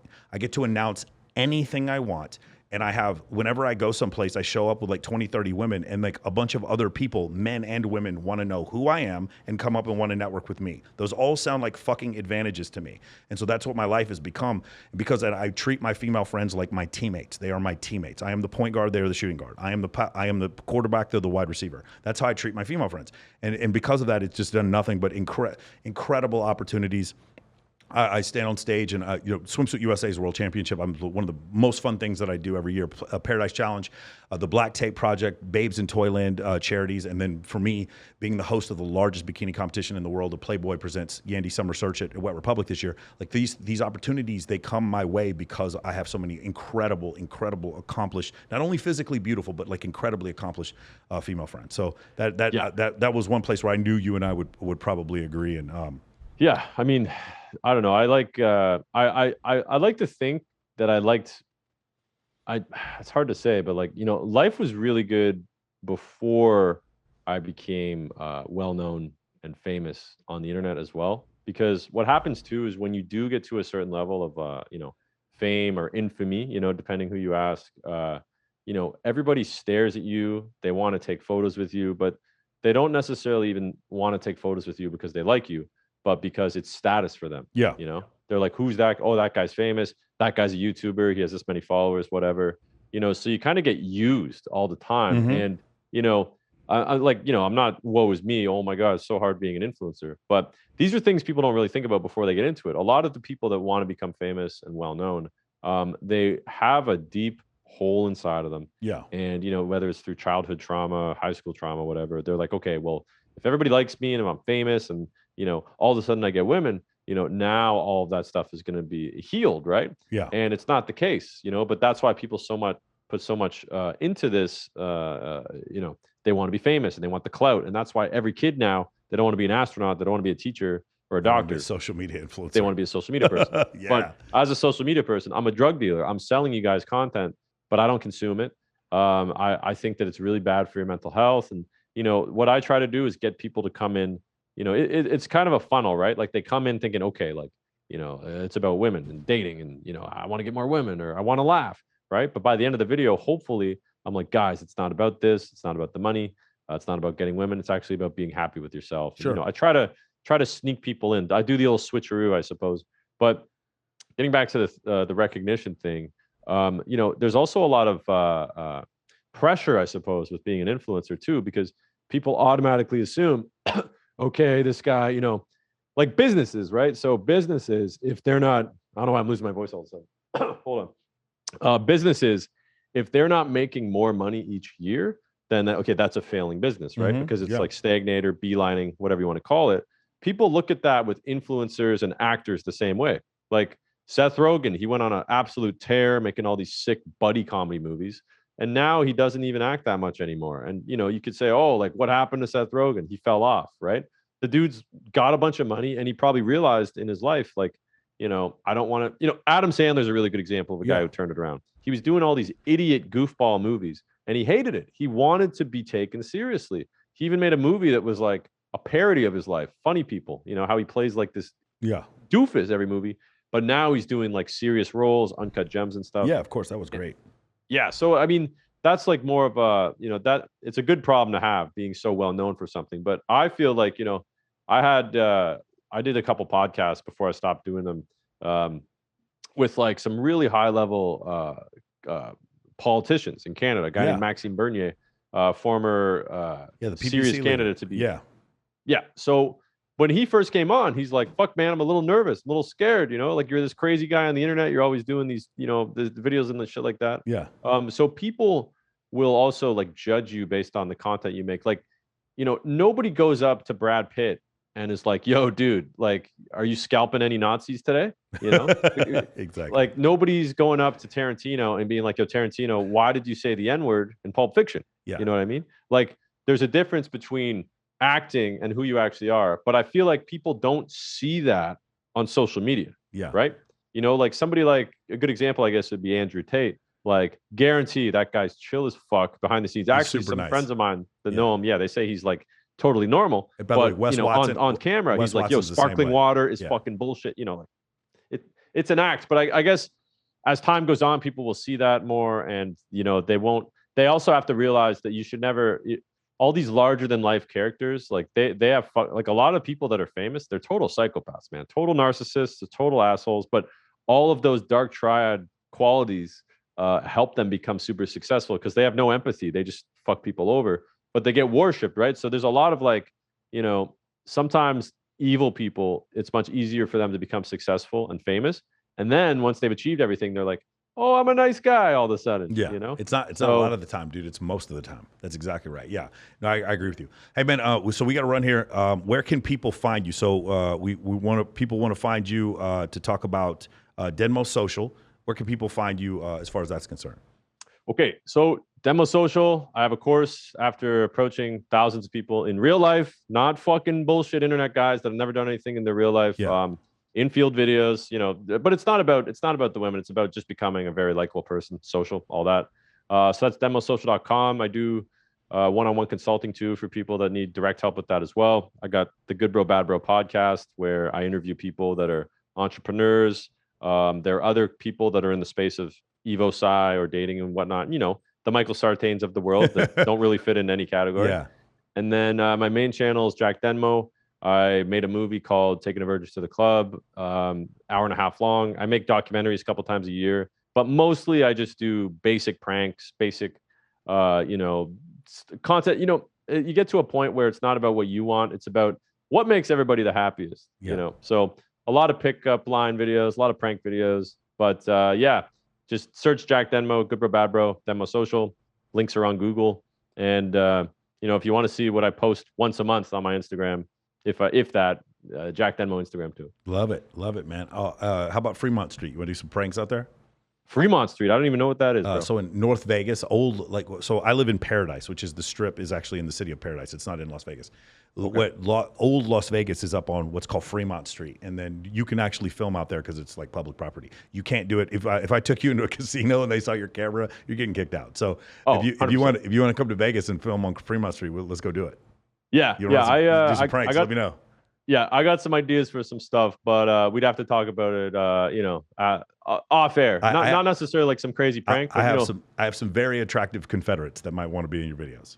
Yeah, sure. We can talk. You can give me some advice afterwards. Beautiful, man. Awesome, man. Well, it's great talking to you. It's awesome. Hopefully, let me know when you come out to Las Vegas, and maybe you can be a judge in the bikini competition. We got 9 more weeks to go, so you're welcome to come out here. When is that? What's the date? It's every Friday until August 26th.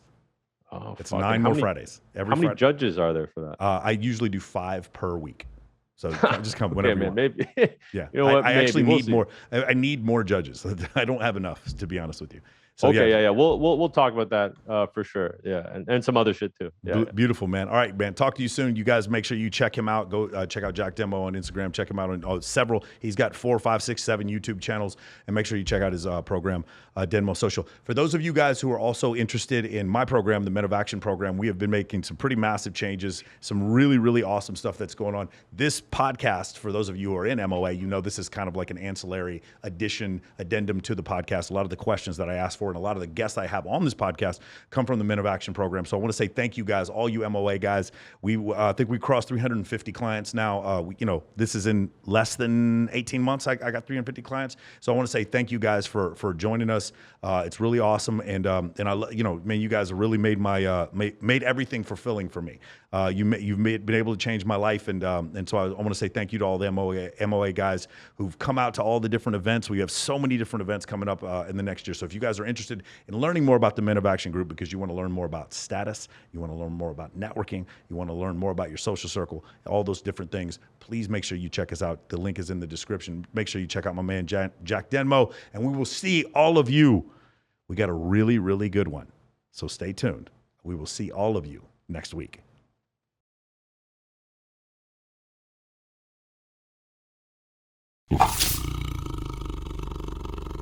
You